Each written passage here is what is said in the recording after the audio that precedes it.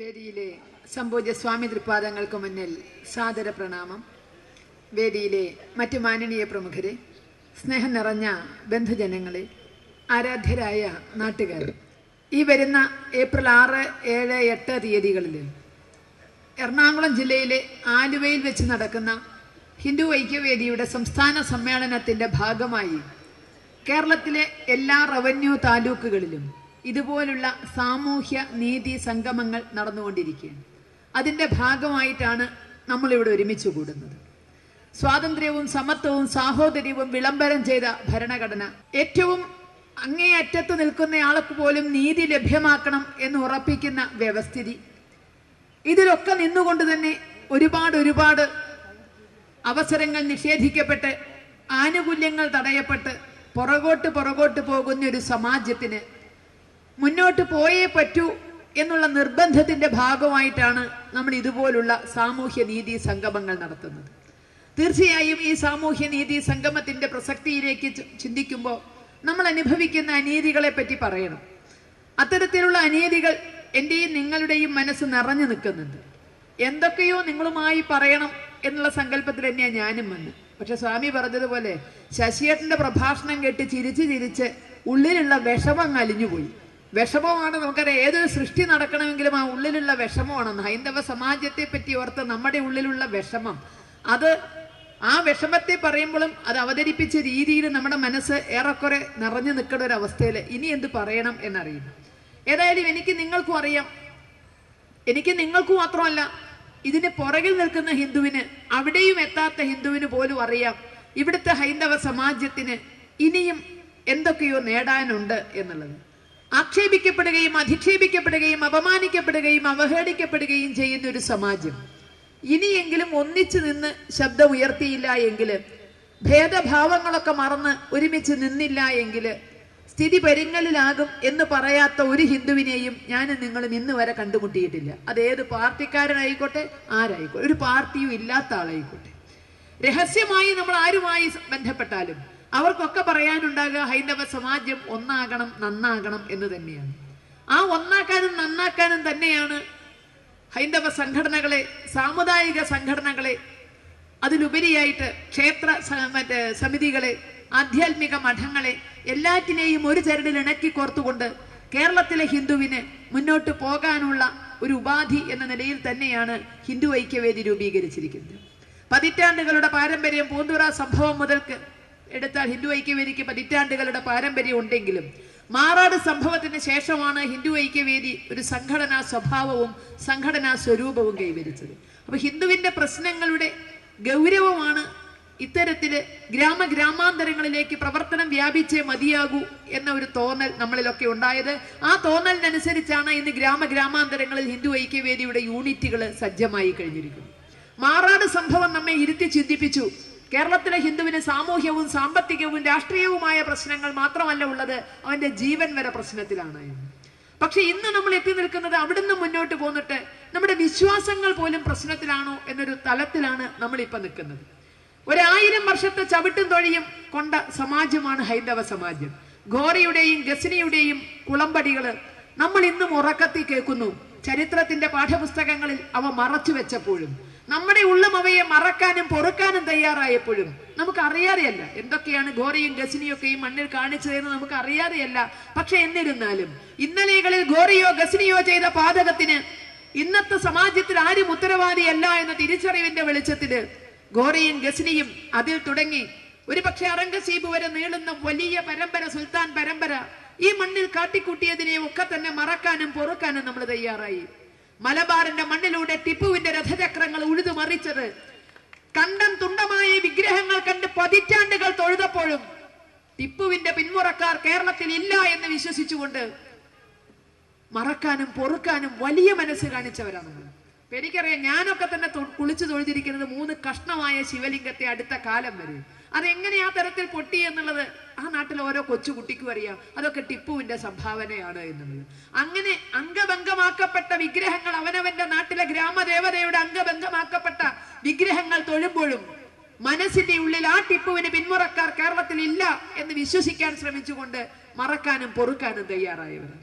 ചരിത്ര പുസ്തകത്തിലെ അവരെയൊക്കെ വെള്ള പൂശുമ്പോൾ അതിനൊക്കെ തന്നെ നമ്മുടെ ഉള്ളിൽ ഈ വേദന നിൽക്കുമ്പോഴും നല്ലതിന് വേണ്ടിയാണെങ്കിൽ, ഇനിയും പ്രശ്നങ്ങൾ ഉണ്ടാകാതിരിക്കാൻ വേണ്ടിയാണെങ്കിൽ വെള്ളപൂശി എല്ലാ തെറ്റുകളും അതിനുള്ളിൽ ഒതുങ്ങട്ടെ എന്ന് ആശ്വസിച്ചവരാ നമ്മൾ. ഘോറിമാരും ഗസ്നിമാരും ടിപ്പുമാരും ഈ മണ്ണിൽ വീണ്ടും അവതരിക്കുമോ എന്ന ഭയത്തിലാണ്, എന്ന ആശങ്കയിലാണ് നമ്മൾ ഈ സാമൂഹ്യ നീതി സംഗമത്തിൽ ഇന്നിവിടെ ഒത്തുകൂടുന്നത്. കാരണം മറ്റൊന്നുമല്ല, ഘോറിയും ഗസ്നിയും ഒക്കെ തിരിച്ചു വരുന്നു എന്നുള്ളത് അനുഭവത്തിന്റെ വെളിച്ചത്തിലാണ്. നിങ്ങൾക്കറിയാത്തതല്ല എനിക്ക് പറയാനുള്ളത്. ഇക്കഴിഞ്ഞ മകരച്ചൊവ്വ ദിവസം ജനുവരി മാസം 17-ാം തീയതി മകരവിളക്ക് കഴിഞ്ഞ് നട അടച്ചിട്ടില്ല ശബരിമലയിൽ.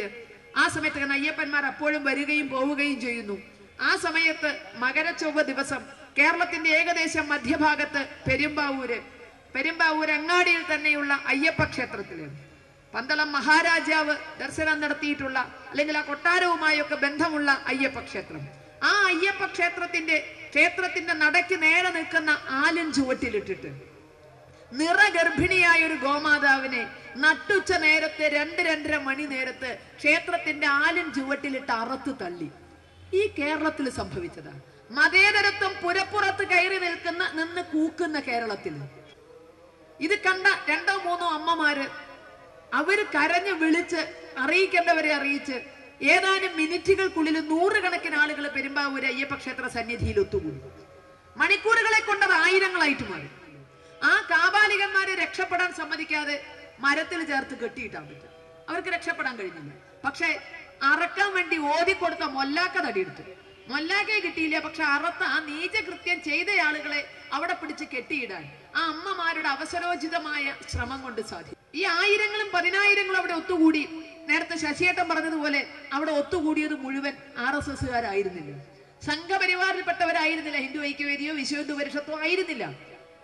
മറിച്ച് അവിടുത്തെ സാധാരണ ഹിന്ദുവാണ് അവിടെ ഓടിക്കൂടിയതിൽ ബഹുഭൂരിപക്ഷം ഉണ്ടായിരുന്നു. ഈ 10,000ങ്ങൾ ഓടിക്കൂടിയപ്പോ ഈ പ്രതികളെ അവിടെ പിടിച്ച് കെട്ടിയിട്ടടുത്താണ് 10,000ങ്ങൾ ഓടിക്കൂടിയിട്ടുള്ളത്. നമ്മളൊന്ന് ചിന്തിക്കണം.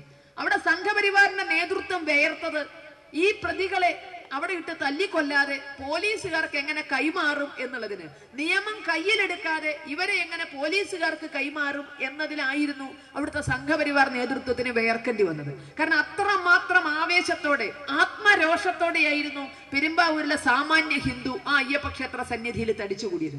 അവിടെ തടിച്ചുകൂടിയ 10,000ങ്ങൾ മുഴുവൻ സംഘപരിവാറുമായി ബന്ധപ്പെട്ടതായിരുന്നുവെങ്കിൽ നമുക്ക് ഇങ്ങനെ വേർക്കണ്ട. കാരണം നമുക്കറിയാം നമ്മുടെ അച്ചടക്കം. ലക്ഷങ്ങൾ കൂടിയാലും ഒരൊറ്റ വിസിലടിച്ചാൽ ഇരിക്കാൻ പറഞ്ഞാൽ ഇരിക്കും, ഒരൊറ്റ വിസിലടിച്ചാൽ നിൽക്കാൻ പറഞ്ഞാൽ നിൽക്കും. യാതൊരു പ്രശ്നവുമില്ല, അതിൽ കയറി വേർക്കണ്ട. പക്ഷെ അതിനപ്പുറത്തുള്ള സാമാന്യ ഹിന്ദുവാണ് അവിടെ വന്നിരിക്കുന്നത്. അവന് ഈ വിസിൽ കേട്ട് പരിചയമുള്ളവനല്ല. അവനെ ഈ വിസിൽ കേൾക്കുമ്പോൾ ചെവി പൊത്തിപ്പിടിക്കാനാണ് മറ്റുള്ളവർ പഠിപ്പിച്ചിരുന്നത്. അതുകൊണ്ട് ഇത് കേട്ട് പഠിച്ചവനല്ല. അപ്പോൾ നമുക്ക് അവിടെ ഏറ്റവും വലിയ സംഘപരിവാറിന്റെ നേതൃത്വം വേർത്തത് ഇവര് നിയമം കയ്യിലെടുക്കാതെ എങ്ങനെ ഇത് കൈകാര്യം ചെയ്യും എന്നുള്ളിടത്താണ്. അപ്പൊ ഈ ആയിരങ്ങൾ 10,000ങ്ങളായി അവിടെ കൂടി പ്രതികളെ വിട്ടുകൊടുക്കില്ല എന്ന് ശഠിച്ചുകൊണ്ട് നിന്നു. പോലീസ് ലാത്തിചാർജ്, അത്യാവശ്യം ചെറിയ തോതിൽ ലാത്തിചാർജ് നടത്തി പ്രതികളെ വിട്ടുകിട്ടാൻ വേണ്ടിയിട്ട്. ഇങ്ങനെ സംഘർഷാത്മകമായ ഒരു അന്തരീക്ഷം പെരുമ്പാവൂർ ക്ഷേത്ര സന്നിധിയിൽ നിൽക്കുമ്പോൾ എന്തിനെന്നറിയാതെ ഇപ്പോഴും ആർക്കും മനസ്സിലായിട്ടില്ല. 100-300ഓളം ആളുകൾ ഒരു ഇസ്ലാമിക സംഘടനയുടെ പേരിൽ അതിലെ ഒരു പ്രകടനം നടത്തി. അതെന്തിനാ നമുക്ക് ഇപ്പോഴും മനസ്സിലായില്ല. മതേതരത്വം സംരക്ഷിക്കാനാകും, അല്ലാതെ എന്തിനാ? ക്ഷേത്ര സന്നിധിയിലിട്ട് ഗോമാതാവിനെ അറത്ത് തള്ളിയ പ്രതികളെ വിട്ടുകിട്ടാൻ വേണ്ടിയായിരുന്നു 300ഓളം വരുന്ന ഇസ്ലാമിക സംഘടനാ പ്രവർത്തകരെ പെരുമ്പാവൂർ അങ്ങാടിയിലൂടെ പ്രകടനം നടത്തി. ഇതും കൂടി ആയപ്പോഴേക്കും സംഗതി വളരെയധികം എപ്പോ വേണമെങ്കിൽ പൊട്ടിത്തെറിക്കാവുന്ന ഒരവസ്ഥയിലേക്ക് പെരുമ്പാവൂര് മാറി. കടയുടെ ഷട്ടറുകളൊക്കെ വീണു, വാഹനങ്ങളൊക്കെ തന്നെ നിന്നു. ആരും പ്രഖ്യാപിക്കാത്ത ഒരു ഹർത്താലിന്റെ സ്ഥിതിയിലേക്ക് കാര്യങ്ങൾ നീങ്ങി. ഇതൊക്കെ അപ്പാപ്പോ ഞങ്ങൾക്കൊക്കെ ഫോൺ വഴി വിവരം കിട്ടി. ഈ വിവരം കിട്ടിയപ്പോൾ ഇതിനെ കൂടുതൽ അറിയാനുള്ള താല്പര്യം, ബുദ്ധിമുട്ടുണ്ടല്ലോ. നമ്മുടെ കേരളത്തിൽ 24 മണിക്കൂർ പ്രവർത്തിക്കുന്ന വാർത്താ ചാനലുകൾ സജീവമാണ്. അതുകൊണ്ട് ഇപ്പൊ വാർത്ത കാണാം എന്നുള്ള നിലയിൽ ആദ്യത്തെ വാർത്താ ചാനൽ ഇട്ടു. ബ്രേക്കിംഗ് ന്യൂസ് ഇല്ല, ഫ്ലാഷ് ന്യൂസ് ഇല്ല, അടിക്കൂടി ഉരുണ്ടു പോണ സ്ക്രോൾ ന്യൂസ് ഉണ്ടല്ലോ, ഉറുമ്പ് അരിമണി കൊണ്ടുപോണ മാതിരി ഉരുണ്ടു പോണ സ്ക്രോൾ ന്യൂസ്, അതിലും ഇല്ല. ബ്രേക്കിംഗ് ന്യൂസ് ഇല്ല, ഫ്ലാഷ് ന്യൂസ് ഇല്ല, സ്ക്രോളിംഗ് ന്യൂസ് ഇല്ല, ഒന്നുമില്ല. ഇവരിവിടുത്തെ പത്രക്കാരപ്പ ഇത്രയും വലിയൊരു സംഭവം നടന്നിട്ട് അറിഞ്ഞില്ലേ? അടുത്ത ചാനൽ മാറ്റി. ഫലം തദൈവ. ചാനല് മാറ്റി മാറ്റി മാറ്റി മാറ്റി വിരലിന്റെ തല തേഞ്ഞതല്ലാതെ ഒരു ചാനലിനകത്ത് ഒരു വരി വാർത്ത പോലും ഇത് സംഭവിച്ചു പോകുന്നില്ല. എവിടെയും തൊടാത്ത ചില വാർത്തയൊക്കെ ഉണ്ടല്ലോ, പെരുമ്പാവൂരിൽ അനിഷ്ട സംഭവം, ഒന്നുമില്ല. പെരുമ്പാവൂർ എന്നൊരു വാക്കേ ഇല്ല. പിന്നെ സംശയമായി, സംഗതി കേട്ടത് തെറ്റായിരിക്കൂ. കാവ്യം 3 പകർത്തിയതിൽ മുഹൂർത്തം മൂത്രമായി വരുന്ന ഇനി ആ നിലയ്ക്കിതെങ്ങനെ തെറ്റി പറഞ്ഞു പോയതാവൂ? അങ്ങനെ സംശയിച്ച് നിൽക്കുമ്പോണ്ടേ കേരളത്തിലൊരു പ്രമുഖ ചാനലിന്റെ റിപ്പോർട്ടർ വിളിക്കുന്നു. വിഷയം പെരുമ്പാവൂരാ. ടീച്ചറെ, ഞങ്ങളുടെ കയ്യിൽ എല്ലാ വിഷ്വൽസും ഉണ്ട്, പക്ഷെ സംപ്രേഷണം ചെയ്യണ്ട എന്ന് തീരുമാനിച്ചിരിക്കുന്നു. പ്രസ് കൗൺസിൽ തീരുമാനിച്ചിരിക്കുന്നു. പ്രസ് കൗൺസിലിനെ കൊണ്ട് ആഭ്യന്തര വകുപ്പ് എടുപ്പിച്ചതായിരിക്കാം അങ്ങനെ ഒരു തീരുമാനം. ഏതായാലും സംപ്രേഷണം ചെയ്യണ്ട എന്ന് തീരുമാനിച്ചിരിക്കുന്നു. ഈ വാർത്ത പുറം ലോകം അറിയില്ല. നിങ്ങൾ ഇതിന് എന്തെങ്കിലും ചെയ്യണം. ഇത് പറയാൻ അദ്ദേഹം വിളിച്ചു. അദ്ദേഹത്തിന്റെ വേദന പറഞ്ഞ് ഫോൺ ഓഫ് ചെയ്ത് 5 മിനിറ്റ് കഴിഞ്ഞപ്പോഴേക്കും മറ്റൊരു പ്രമുഖ വാർത്താ ചാനലിന്റെ ക്യാമറാമാൻ വിളിക്കുന്നു. അദ്ദേഹത്തിനും പറയാനുള്ളത് ഇതേ സങ്കടമാണ്. ഞങ്ങളുടെ കയ്യിലുണ്ട് വിഷ്വൽസ്, പക്ഷെ സംപ്രേഷണം ചെയ്യേണ്ട എന്ന് തീരുമാനിച്ചിരിക്കുന്നു. 10,000-കണക്കിന് ആളുകൾ വേദനയോടുകൂടി തടിച്ചുകൂടിയ ഒരു സംഭവത്തില് ഇത്തരത്തിൽ ആ വാർത്ത സംപ്രേഷണം ചെയ്യണ്ട എന്ന് ഇവിടുത്തെ മാധ്യമങ്ങൾ തീരുമാനിച്ചെങ്കിൽ, മാധ്യമങ്ങളെ കൊണ്ട് തീരുമാനിപ്പിച്ചെങ്കിൽ അത് നല്ല തീരുമാനമാണെന്നേ ഞാനും പറയുള്ളൂ. സുവ്യക്തവും സുചിന്തിതവും ഇനി എന്താ വെച്ചാൽ അങ്ങനെയൊക്കെ പറയാം. അങ്ങനെയുള്ള ഗംഭീരായ തീരുമാനം. കാര്യം എന്താ? പെരുമ്പാവൂർ അരുതാത്തത് എന്തോ നടന്നു, അത് പെരുമ്പാവൂരിൽ ഒതുങ്ങട്ടെ. പെരുമ്പാവൂരിന്റെ പുറത്ത് അതിന് പ്രസക്തിയില്ല, അല്ലെങ്കിൽ അതിന്റെ ബഹളം പെരുമ്പാവൂരിന്റെ പുറത്തുണ്ടാകരുത്, അതിന്റെ പേരിലൊരു സംഘടന ഉണ്ടാകരുത്, അത് പെരുമ്പാവൂരിൽ ഒതുങ്ങട്ടെ. ഈ മര്യാദയായിരിക്കാം പത്രമാധ്യമങ്ങൾ അവിടെ കാണിച്ചത്. പക്ഷേ ഈ മര്യാദ എപ്പോഴും ഉണ്ടോ എന്നുള്ളതാണ് നമ്മുടെ മനസ്സിൽ തോന്നിയത്. പെരുമ്പാവൂർ ഒരു അനിഷ്ട സംഭവം ഉണ്ടായി, അത് പെരുമ്പാവൂരിൽ ഒതുങ്ങട്ടെ. കേരളത്തിന്റെ ഇതര ഭാഗങ്ങളിൽ അത് പടരരുത്. ഈ മര്യാദ എപ്പോഴും ഉണ്ടായിട്ടുണ്ടോ? ഗുജറാത്ത് സംഭവം കഴിഞ്ഞ് വർഷം 10 കഴിഞ്ഞത്, ഇപ്പോഴും പെയ്തൊഴിഞ്ഞിട്ടില്ല ഇവിടുത്തെ മാധ്യമങ്ങൾ. ഗോദ്രയിലെ തീവണ്ടി മുറികൾക്കുള്ളിലിട്ട് 10-60 പേരെ ചുട്ടുകൊന്നത് അവർക്ക് വാർത്തയല്ല. അവരുടെ ബന്ധുക്കൾ, സുഹൃത്തുക്കൾ, അവരുടെ കുടുംബാംഗങ്ങൾ അവർ ചിലപ്പോൾ പ്രതികരിച്ചിട്ടുണ്ടാകും. വെന്തളിഞ്ഞ അവനവന്റെ സ്വന്തക്കാരുടെ മാംസപിണ്ഡങ്ങൾ ഏറ്റുവാങ്ങുമ്പോ ഇന്ത്യൻ ഭരണഘടന കയ്യിൽ പിടിച്ചിട്ടല്ല ആരും പ്രതികരിക്കുക. നമ്മുടെ കണ്ണിന്റെ മുമ്പിൽ ഒരു ആക്സിഡന്റ് നടന്നാല് ആ ആക്സിഡന്റിന്റെ കാരണക്കാരനെ കണ്ട കയ്യ് ധരിക്കാത്തവരാണായിട്ട് ആരും ഉണ്ടാവില്ല എന്നുള്ളത് നമുക്ക് ഉറപ്പാണല്ലോ. അപ്പൊ ആണത്തം പണയം വെക്കാത്തവർക്ക് സ്വന്തക്കാരന്റെ വെന്തളിഞ്ഞ മാംസപിണ്ഡം ഏറ്റുവാങ്ങുമ്പോ ഇന്ത്യൻ ഭരണഘടന പിടിച്ചിട്ട് വകുപ്പ് ഉപവകുപ്പ് നോക്കിയിട്ട് അവിടെ പ്രതികരിക്കാൻ സാധിച്ചു എന്ന് വരില്ല. അപ്പൊ ചിലപ്പോ വകുപ്പ് ഉപവകുപ്പും ഒക്കെ മാറ്റി വെച്ചിട്ട് അവിടെ ചിലപ്പോ പ്രതികരിച്ചിട്ടുണ്ടാകാം. തെറ്റോ ശരിയോ? പക്ഷേ ഇന്ന് ഈ കാണിച്ച മര്യാദ ഗുജറാത്തിൽ അരുതാത്തത് എന്തോ നടന്നു, അത് ഗുജറാത്തിൽ ഒതുങ്ങട്ടെ. ഗുജറാത്തിന്റെ പുറത്തേക്ക് വരരുത്. ഇവിടുത്തെ ഏതെങ്കിലും മാധ്യമങ്ങൾ, രാഷ്ട്രീയക്കാർ, ബുദ്ധിജീവികൾ, സാംസ്കാരിക നായകന്മാർ ആ മര്യാദ കാണിച്ചിട്ടുണ്ടോ? അപ്പൊ ഗുജറാത്തിന് കിട്ടാത്ത മര്യാദ എന്തേ പെരുമ്പാവൂരിന് കിട്ടിയത്? ഗുജറാത്തിൽ ഇത് മാത്രമല്ല, നമ്മുടെ ചെവിയിലൊക്കെ ഇപ്പോഴും ഇങ്ങനെ അലയടിക്കുന്നില്ലേ ചില സംഭവങ്ങളൊക്കെ. ഗുജറാത്തില് ഏതോ ഒരു ഗർഭിണിയുടെ മറ്റേ തൃശൂലം കൊണ്ട് വയറ് കുത്തി ഭ്രൂണം പുറത്തെടുത്ത് നമ്മൾ കേട്ട് എന്റെ അമ്പമ്പോ ഇതൊക്കെ മനുഷ്യന്മാരാണോ പറഞ്ഞതാ? ഹിന്ദു ഭീകരവാദികള് ഗർഭിണികളുടെ വയറ് തൃശൂലം കൊണ്ട് കുത്തി ഭ്രൂണം പുറത്തെടുത്ത് നമ്മൾ അന്തം വിട്ടു. ഇത് ഏത് പോലീസ് സ്റ്റേഷനില്, ഏത് സ്ത്രീയുടെ, എത്ര നമ്പർ ക്രൈം? കഥയെ ചോദ്യമല്ലേ, കാരണം ഇങ്ങനൊന്നും നടന്നാലല്ലേ ഉള്ളൂ. ഇങ്ങനൊരു സംഭവം നടക്കാതെ അതിനെ ഇന്നും 10 വർഷങ്ങൾക്കിപ്പുറവും പറഞ്ഞു നടക്കുന്നു. ഗുജറാത്തുകാർ ചിന്തിക്കാത്തത്, ഗുജറാത്തിൽ അറിയാത്തത് കേരളം അടക്കമുള്ള ദക്ഷിണേന്ത്യൻ സംസ്ഥാനങ്ങളിൽ വരെ ഇന്നും പാടി പാടി പാടി നടക്കുമ്പോൾ പെരുമ്പാവൂര് മര്യാദ കാണിച്ചു. അതാണ് മര്യാദ. മാധ്യമങ്ങൾ കാണിക്കേണ്ട മര്യാദ ബഹളത്തിന് കാരണമാകരുത് എന്നുള്ളത് കൊണ്ട് പെരുമ്പാവൂരിൽ നടന്നത് പെരുമ്പാവൂരിൽ ഒതുങ്ങട്ടെ. കേരളത്തിന്റെ ഒരു ഭാഗത്തേക്കും പടരരുത്. പക്ഷെ ഈ മര്യാദ ഗുജറാത്തിൽ കണ്ടില്ല, ഈ മര്യാദ ഒറീസയുടെ കാര്യത്തിൽ കണ്ടില്ല. പെരുമ്പാവൂരിന്റെ വാർത്ത തെരഞ്ഞുകൊണ്ട് വാർത്താ ചാനലുകൾ മാറ്റുമ്പോൾ അതിനകത്ത് കേരളത്തിലൊരു വിപ്ലവ സിംഹം ഇരുന്ന് ഇങ്ങനെ മസില് പെരുക്കണത് നമ്മൾ കണ്ടു. അത് വേറെ ഒന്നുമല്ല, ന്യൂനപക്ഷങ്ങൾ ഞങ്ങളോടൊപ്പമല്ലാതെ ആരോടൊപ്പം നിൽക്കണം? അദ്ദേഹത്തിന്റെ ചോദ്യമാണ്. നമ്മൾ തിരയണത് പെരുമ്പാവൂര് വാർത്തയാണ്. ഇദ്ദേഹം ചോദിക്കുന്ന ന്യൂനപക്ഷങ്ങൾ ഞങ്ങളോടൊപ്പമല്ലാതെ ആരോടൊപ്പം നിൽക്കും?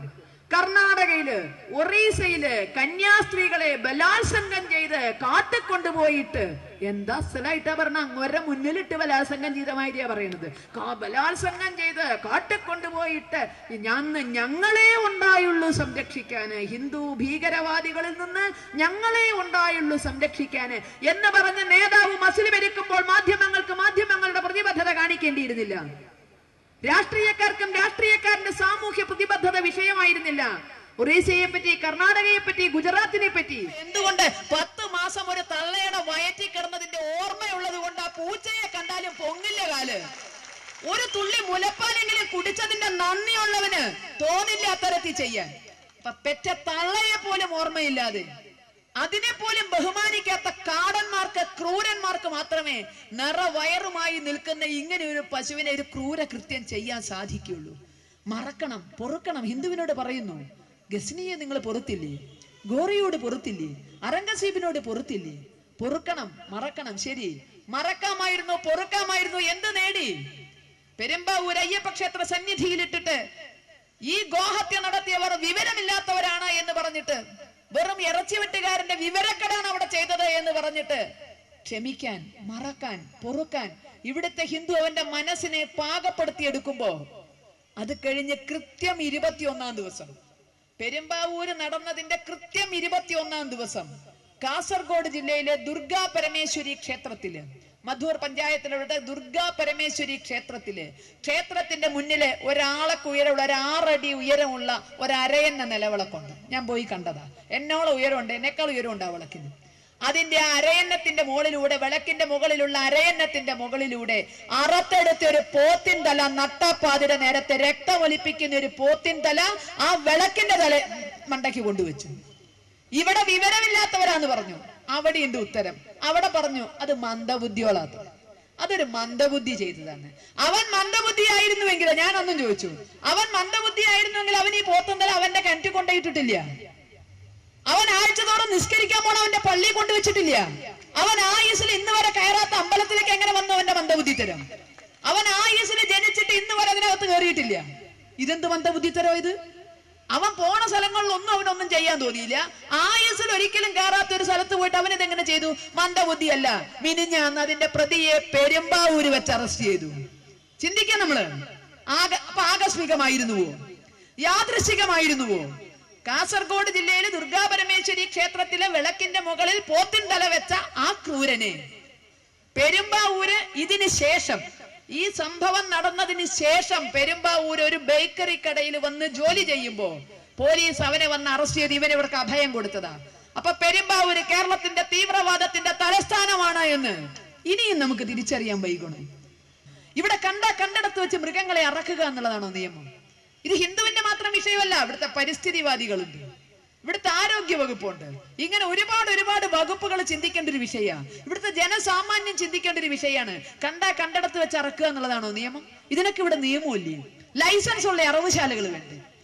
അവിടെ തന്നെ ഒരു മൃഗത്തെ അറക്കണമെന്നുണ്ടെങ്കിൽ ഒരു വെറ്റിനറി സർജൻ ഈ മൃഗം ഫിറ്റ് ആണ് എന്ന് സർട്ടിഫിക്കറ്റ് കൊടുത്താൽ മാത്രമേ ഒരു മൃഗത്തെ അറക്കാൻ പാടുള്ളൂ.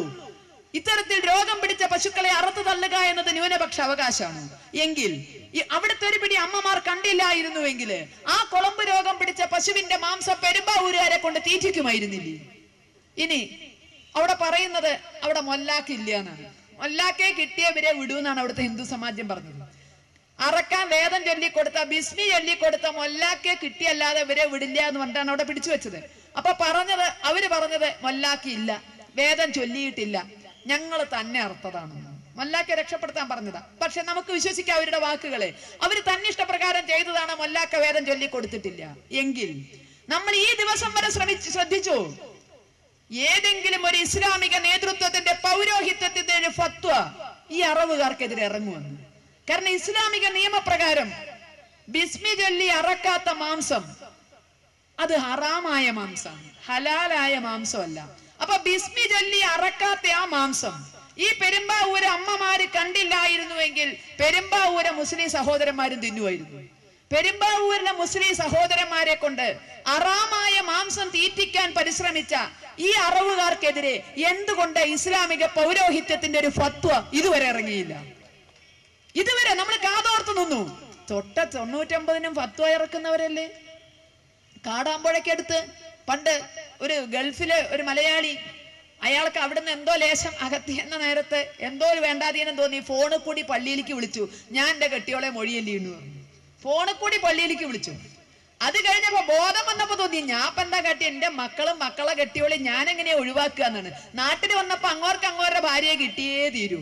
ഭാര്യയ്ക്കും കുഴപ്പമില്ല, അത് തൽക്കാലത്ത് ഒരു എടുത്തിയാട്ടം കൊണ്ട് ചെയ്തതാ, ഭാര്യയ്ക്കും കുഴപ്പമില്ല.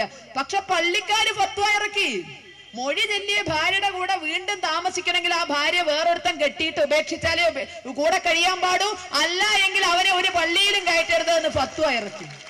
അത്തരം കുടുംബകാര്യങ്ങളിൽ വരെ ഫത്വ ഇറക്കുന്നവര്. പണ്ട് ചെർക്കളം അബ്ദുള്ളയുടെ നെറ്റിയിൽ ഒരു സിന്ദൂരപ്പൊട്ടിന്റെ അംശം കണ്ടതിന് ചെർക്കളം അബ്ദുള്ളയെ ഒരു പള്ളിയിലും കയറ്റരുത് എന്ന് ഫത്വ ഇറക്കിയവര്.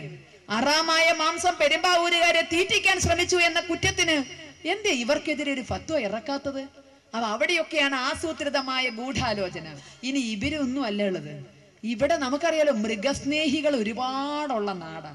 നമുക്ക് ഈ ആനയെ ഭയങ്കര ഇഷ്ടമാണ്. ഹിന്ദുക്കൾക്ക് ഇഷ്ടം കൂടിയോണ്ട് ചിലപ്പോൾ ലേശം ഉപദ്രവിക്കുന്നുണ്ട് എന്നുള്ളത് സത്യം.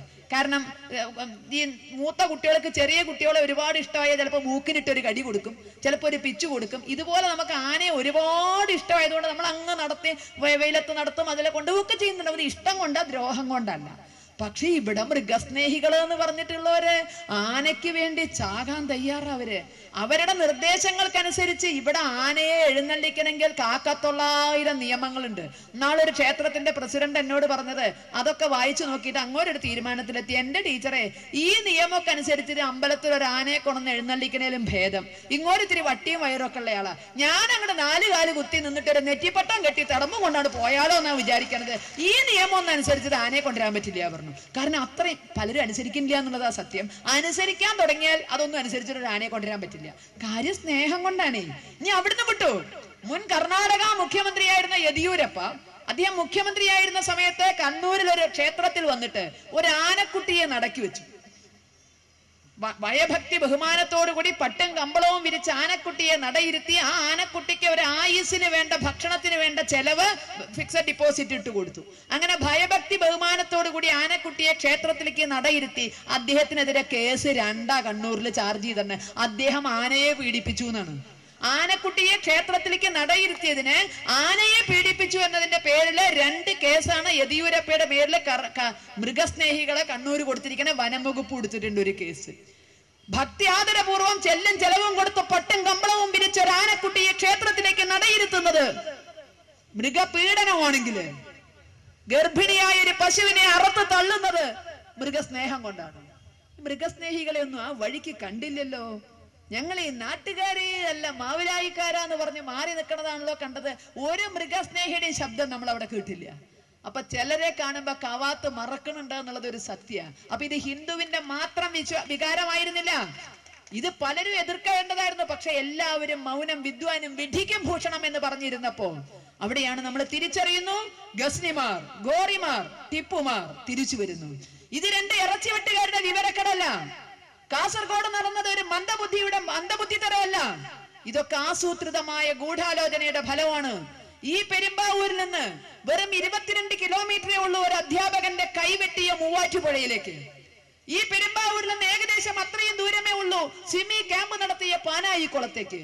ഈ പെരുമ്പാവൂരിൽ നിന്ന് അത്രയും ദൂരമേ ഉള്ളൂ തമിഴ്നാട് കോർപ്പറേഷന്റെ ബസ് കത്തിച്ച കളമശ്ശേരിയിലേക്ക്. അങ്ങനെ ഇതിന്റെ എല്ലാം ഹെഡ്ക്വാർട്ടേഴ്സ് ആണ് പെരുമ്പാവൂര്. കള്ളപ്പണവും കള്ളക്കടത്തും കള്ളനോട്ടും കൊണ്ട് പെരുമ്പാവൂരിന്റെ ഒരു വിഭാഗം ഇന്ന് പുതിയ പണത്തിന്റെ കുത്തൊഴുക്കില് അന്തവും കുന്തവും കെട്ടിയിരിക്കുക. ഈ പണം കൊണ്ട് എന്ത് ചെയ്യണം? അധ്വാനിച്ച് നേടിയ പണമല്ല. കള്ളപ്പണവും കള്ളക്കടത്തും കള്ളനോട്ടും കൊണ്ട് പെരുമ്പാവൂരിനെ കയ്യിലിട്ട് അമ്മാനമാടുന്ന ഒരു വിഭാഗം അവിടെ വളർന്നിട്ടുണ്ട്. അവരുടെ പരീക്ഷണശാലയാണ് പെരുമ്പാവൂര്. മാറാട് എന്തിനു വാളുയർത്തി? നമുക്കറിയാം, കേരളത്തിന്റെ തീരങ്ങൾ ശുദ്ധീകരിച്ചെടുക്കാൻ, കേരളത്തിന്റെ കടൽ തീരങ്ങളിൽ നിന്ന് ഹിന്ദുവിനെ കെട്ടുകെട്ടിക്കാൻ വേണ്ടിയിട്ടാണ് അവിടെ ഒരു വർഗീയ ലഹള ഒപ്പിച്ചെടുത്തത്. അതിനുള്ള ശ്രമമായിരുന്നു അവിടെ നടത്തിയത്. 5-8 പേരെ വെട്ടിയെരിച്ചുകൊണ്ട്. ഇത് തന്നെയാണ് പെരുമ്പാവൂര്. ഹിന്ദുവിന്റെ മർമ്മത്തടിച്ചാൽ ഹിന്ദു ഇളകും. ഹിന്ദു ഇളകിക്കഴിഞ്ഞാൽ, ഒരു വർഗീയ ലഹള സംജാതമായാൽ 21-ൽ ഹിന്ദുവിനെ ഓടിച്ചതുപോലെ പെരുമ്പാവൂരിൽ ഹിന്ദുവിനെ ഓടിച്ച് അവരുടേതായ ഒരു കുട്ടി പാകിസ്ഥാൻ ഉണ്ടാക്കിയെടുക്കാമെന്ന് ആരുടെയെങ്കിലും തലയിൽ ചിന്തിച്ചിട്ടുണ്ടെങ്കിൽ ഇത്തരം സമ്മേളനങ്ങൾ ഒരു പാഠമാകണം. 21-ലെ ഹിന്ദു അല്ല ഇന്ന് പെരുമ്പാവൂരിലുള്ളത്. 21-ലെ ഹിന്ദു അല്ല ഇന്ന് കാസർഗോഡുള്ളത്. 21-ലെ ഹിന്ദു അല്ല ഇന്ന് കേരളത്തിലെ ഒരു ഗ്രാമത്തിലും ഉള്ളത്. 21-ലെ ഹിന്ദു തിരിഞ്ഞു നോക്കാണ്ട് ഓടിയിട്ടുണ്ട്. സത്യ, തിരിഞ്ഞു നോക്കാണ്ട് ഓടിയിട്ടുണ്ട്. കൂടെ ആരാ ഓടണമെന്നും കൂടി നോക്കിയിട്ടില്ല. തിരിഞ്ഞു നോക്കാണ്ട ഭാണ്ഡം മുറുക്കി ഓടി. ഇന്ന് നമുക്ക് ഓടാൻ പറ്റില്ല. നമുക്കിന്ന് ആത്മവിശ്വാസമുണ്ട്. ഈ കാവ്യ പതാകയ്ക്ക് കീഴിൽ നമ്മൾ സുരക്ഷിതരാണ് എന്ന ബോധം, നമ്മെ സംരക്ഷിക്കാനുള്ള കൈകൾ ആണത്വത്തോടുകൂടി ഇവിടെ ഉണ്ട് എന്നുള്ള ബോധം. അതുകൊണ്ട് പെരുമ്പാവൂരൊക്കെ നടക്കുന്ന ഇത്തരം പരീക്ഷണങ്ങളെ പറ്റിയിട്ട് സമാജം കൂടുതൽ ബോധവാന്മാരാവുകയും അന്വേഷണ ഉദ്യോഗസ്ഥന്മാരടക്കമുള്ളവര് എന്താണ് ഇതിന്റെ പിന്നിലെ എന്ന് അന്വേഷിച്ച് കണ്ടുപിടിക്കുകയും ചെയ്തില്ലെങ്കിൽ കേരളത്തിന് ഒരുപാട് നോവും എന്നുള്ള യാഥാർത്ഥ്യത്തെ തിരിച്ചറിയാൻ ഇത്തരം സമ്മേളനങ്ങൾ, കേരളത്തിൽ അങ്ങോളം ഇങ്ങോളം നടത്തുന്ന ഇത്തരം സമ്മേളനങ്ങൾ ഒരു പാഠമായിട്ട് എല്ലാവരും ഉൾക്കൊണ്ടേ മതിയാകുള്ളൂ. അടുത്ത PSC പരീക്ഷയ്ക്ക് നിർബന്ധമായി ചോദിക്കുന്ന ഒരു ചോദ്യമുണ്ട്.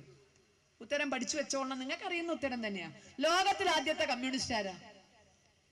അടുത്ത PSC പരീക്ഷയ്ക്ക് അല്ലെങ്കിൽ അടുത്ത മറ്റേ ക്വിസ് കോമ്പറ്റീഷന് നിർബന്ധമായും ചോദിക്കും, ലോകത്തിൽ ആദ്യത്തെ കമ്മ്യൂണിസ്റ്റ് ആരാ? കാറൽ മാർക്സ് എന്ന് എഴുതിയേക്കല്ലേ, ഉത്തരം തെറ്റിപ്പോകും. ചെഗുവരെ എന്ന് എഴുതരുത്, ഇനി റോബർട്ട് ഓവൻ എന്നും എഴുതരുത്. ലോകത്തിൽ ആദ്യത്തെ കമ്മ്യൂണിസ്റ്റ് ആരാ? സഖാവ് യേശുക്രിസ്തു. ലോകത്തിൽ ആദ്യത്തെ കമ്മ്യൂണിസ്റ്റ് സഖാവ് യേശുക്രിസ്തു. ഞാൻ പറഞ്ഞതല്ല, ഞാൻ പറഞ്ഞാൽ വിശ്വസിക്കണ്ട. കാരണം എനിക്ക് കമ്മ്യൂണിസത്തെ പറ്റി അറിയാൻ വയ്യ, ക്രിസ്ത്യാനിറ്റിയെ പറ്റി അറിയാൻ വയ്യ. അതുകൊണ്ട് ഞാൻ പറഞ്ഞാൽ ആധികാരികമാകില്ല. ഇത് രണ്ടും അറിയണയാളാ പറഞ്ഞത്. ലോകത്തിലെ ആദ്യത്തെ കമ്മ്യൂണിസ്റ്റ് സഖാവ് യേശുക്രിസ്തു. പറഞ്ഞത് റവറൻ ഫാദർ പിണറായി വിജയൻ. അതുകൊണ്ട് അവിശ്വസിക്കേണ്ട ഒരു കാര്യമില്ല. റവറൻ ഫാദർ പിണറായി വിജയൻ പറഞ്ഞേക്കുന്ന ലോകത്തിലെ ആദ്യത്തെ കമ്മ്യൂണിസ്റ്റ് സഖാവ് യേശുക്രിസ്തു. എപ്പോഴാ പറഞ്ഞത്? പാർട്ടി കോൺഗ്രസിന്റെ ഭാഗമായിട്ട് തിരുവനന്തപുരത്ത് സംസ്ഥാന സമ്മേളനം നടക്കുമ്പോൾ അതിന്റെ ഭാഗമായി പുത്തരിക്കണ്ടം മൈതാനിയിലൊരു ചിത്ര പ്രദർശനം നടത്തി. കമ്മ്യൂണിസത്തിന്റെ നാൾവഴികളെ പരിചയപ്പെടുത്തുന്ന ആ ചിത്ര പ്രദർശനത്തിന് ആയിരങ്ങൾ പ്രവഹിച്ചു പുത്തരിക്കണ്ടം മൈതാനത്തിലേക്ക്. അവിടെ ഒരു ചിത്രം കണ്ടപ്പോണ്ടല്ലോ രോമമുള്ളവനൊക്കെ രോമാഞ്ചണ്ടായി. അതില്ലാത്തവന് നിവൃത്തിയില്ലാത്തോണ്ടാ.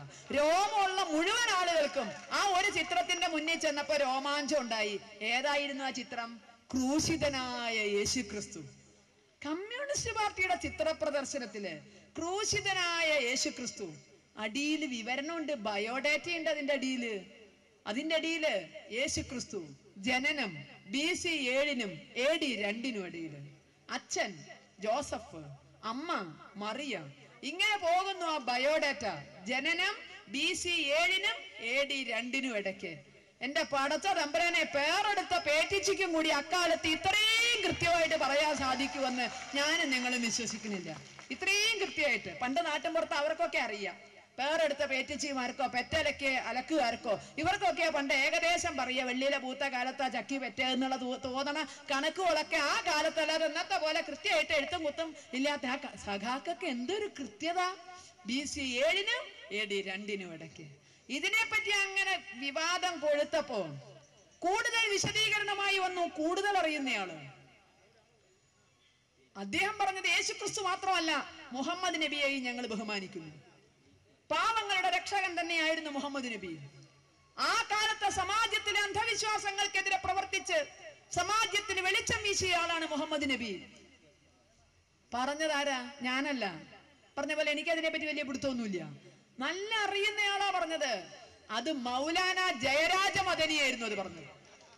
ആ പറഞ്ഞത് മുഹമ്മദ് നബി അന്ധവിശ്വാസങ്ങൾക്കെതിരെ ആ കാലത്ത് വെളിച്ചം ഉണ്ടാക്കി എന്നൊക്കെ പറഞ്ഞത് അത് മൗലാന ജയരാജ മദനി, അതും കമ്മ്യൂണിസ്റ്റ് പാർട്ടിയിൽപ്പെട്ടത്. അദ്ദേഹം ഒന്നുകൂടി കടത്തി പറഞ്ഞു, എന്തുകൊണ്ടാണ് ഈ DYFIക്കാരൊക്കെ നമ്മുടെ വേദിയിൽ വന്ന് നിൽക്കണമെന്ന് ഞാൻ പലപ്പോഴും സംശയിച്ചിരുന്നു. അപ്പോഴല്ലേ കാര്യം മനസ്സിലായത്. ജയരാജ് മദനി പറഞ്ഞു, മുഹമ്മദ് നബിയിലെയും യേശു ക്രിസ്തുവിനെയൊന്നും ബഹുമാനിക്കാൻ സാധിക്കാത്തവർക്ക് കമ്മ്യൂണിസ്റ്റ് പാർട്ടി സ്ഥാനമില്ല എന്നാ പറഞ്ഞത്. മുഹമ്മദ് നബിയെയും യേശു ക്രിസ്തുവിനെ ഒന്നും ബഹുമാനിക്കാൻ സാധിക്കാത്തവർക്ക് കമ്മ്യൂണിസ്റ്റ് പാർട്ടിയിൽ സ്ഥാനമില്ല, ഗെറ്റ് ഔട്ട് എന്ന് പറഞ്ഞില്ല എന്നേ ഉള്ളൂ. ഇനി അത് പറഞ്ഞുകൊണ്ട് മാത്രം നമ്മുടെ ആളുകൾ പോരില്ല. കാരണം നമ്മൾ മുഹമ്മദ് നബിയെ ബഹുമാനിക്കുന്നു, യേശു ക്രിസ്തുവിനെ ബഹുമാനിക്കുന്നു. നമുക്ക് ആരെയും തള്ളി പറഞ്ഞ ശീലമില്ല. എല്ലാവരെയും ബഹുമാനിക്കാനുള്ള മനസ്സ് നമുക്കുണ്ട്. അതുകൊണ്ടൊരു ഹിന്ദു യുവാവ് ഞാൻ മറ്റേ മുഹമ്മദ് നബിയെയോ യേശു ക്രിസ്തുവിനെയോ ബഹുമാനിക്കുന്നു എന്ന കാരണം കൊണ്ട് അല്ലെങ്കിൽ ആ ഒരു അർത്ഥത്തില് അവര് പോന്നോളണമെന്നില്ല. പിന്നെ എന്തുകൊണ്ടായിരിക്കാം അവര് പോകുന്നത്? അവിടെയാണ് നമുക്ക് സംശയം തോന്നണത്. അതും അനുഭവത്തിന്റെ വെളിച്ചത്തിലാണ്.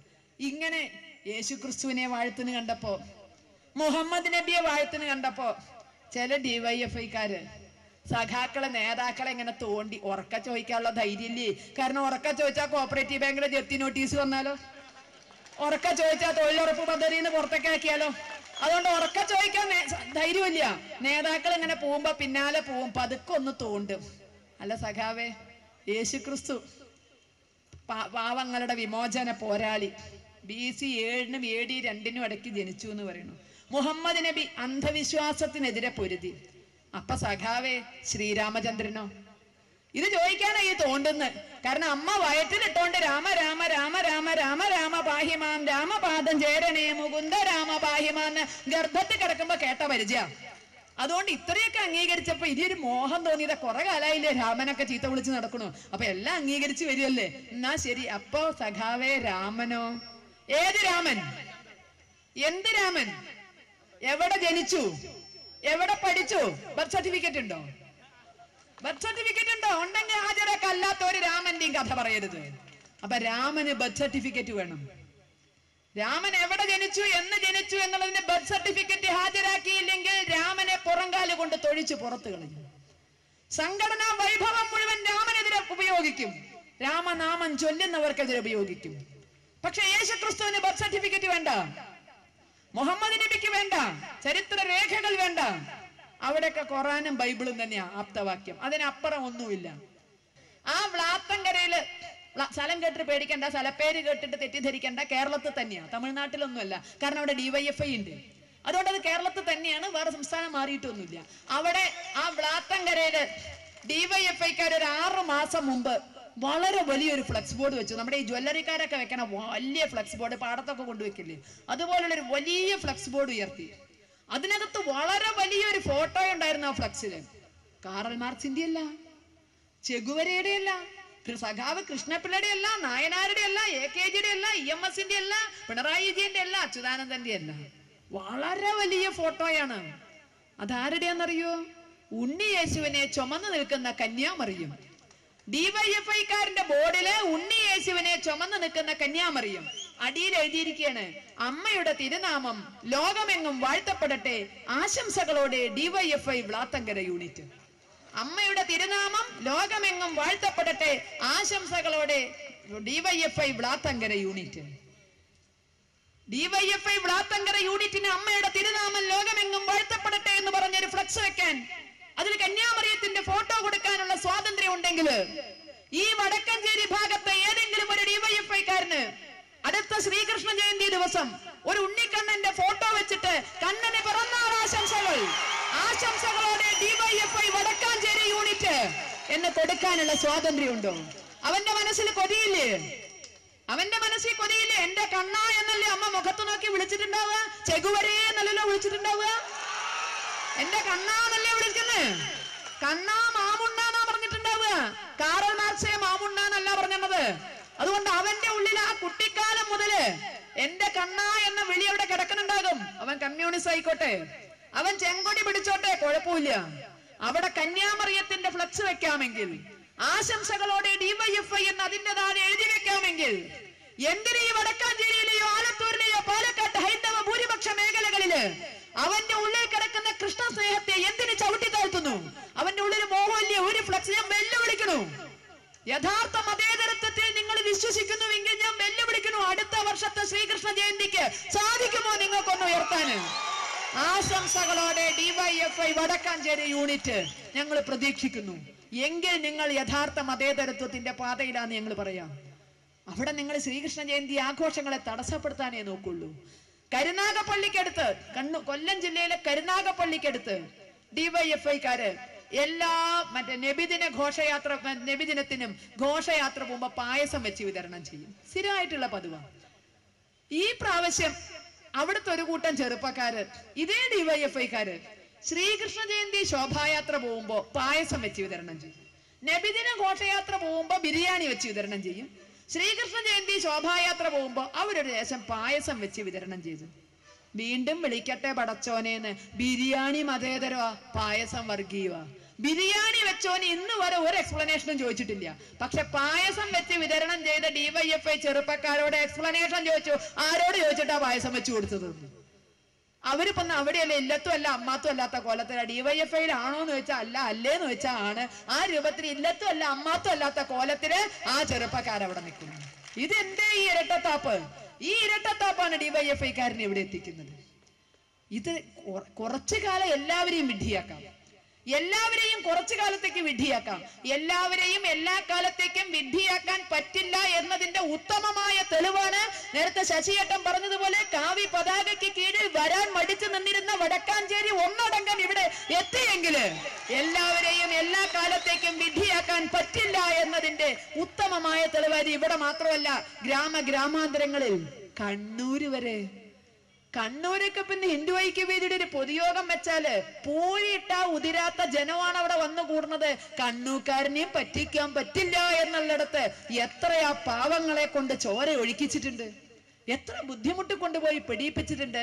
ഇപ്പൊ അവർക്ക് മനസ്സിലായി വേണ്ടാത്തതാ കാട്ടിക്കൂട്ടിയെന്ന്. കാരണം ഇപ്പൊ കിട്ടണ്ടോടത്തുനിന്ന് ഇങ്ങനെ എണ്ണം പറഞ്ഞ് കിട്ടണുണ്ട്. അവിടുന്ന് എണ്ണം പറഞ്ഞ് വർഗീയത എന്താ എന്നുള്ളത് ഇന്ന് കണ്ണൂർ ജില്ലയിലെ കമ്മ്യൂണിസ്റ്റുകാർ അറിയുക.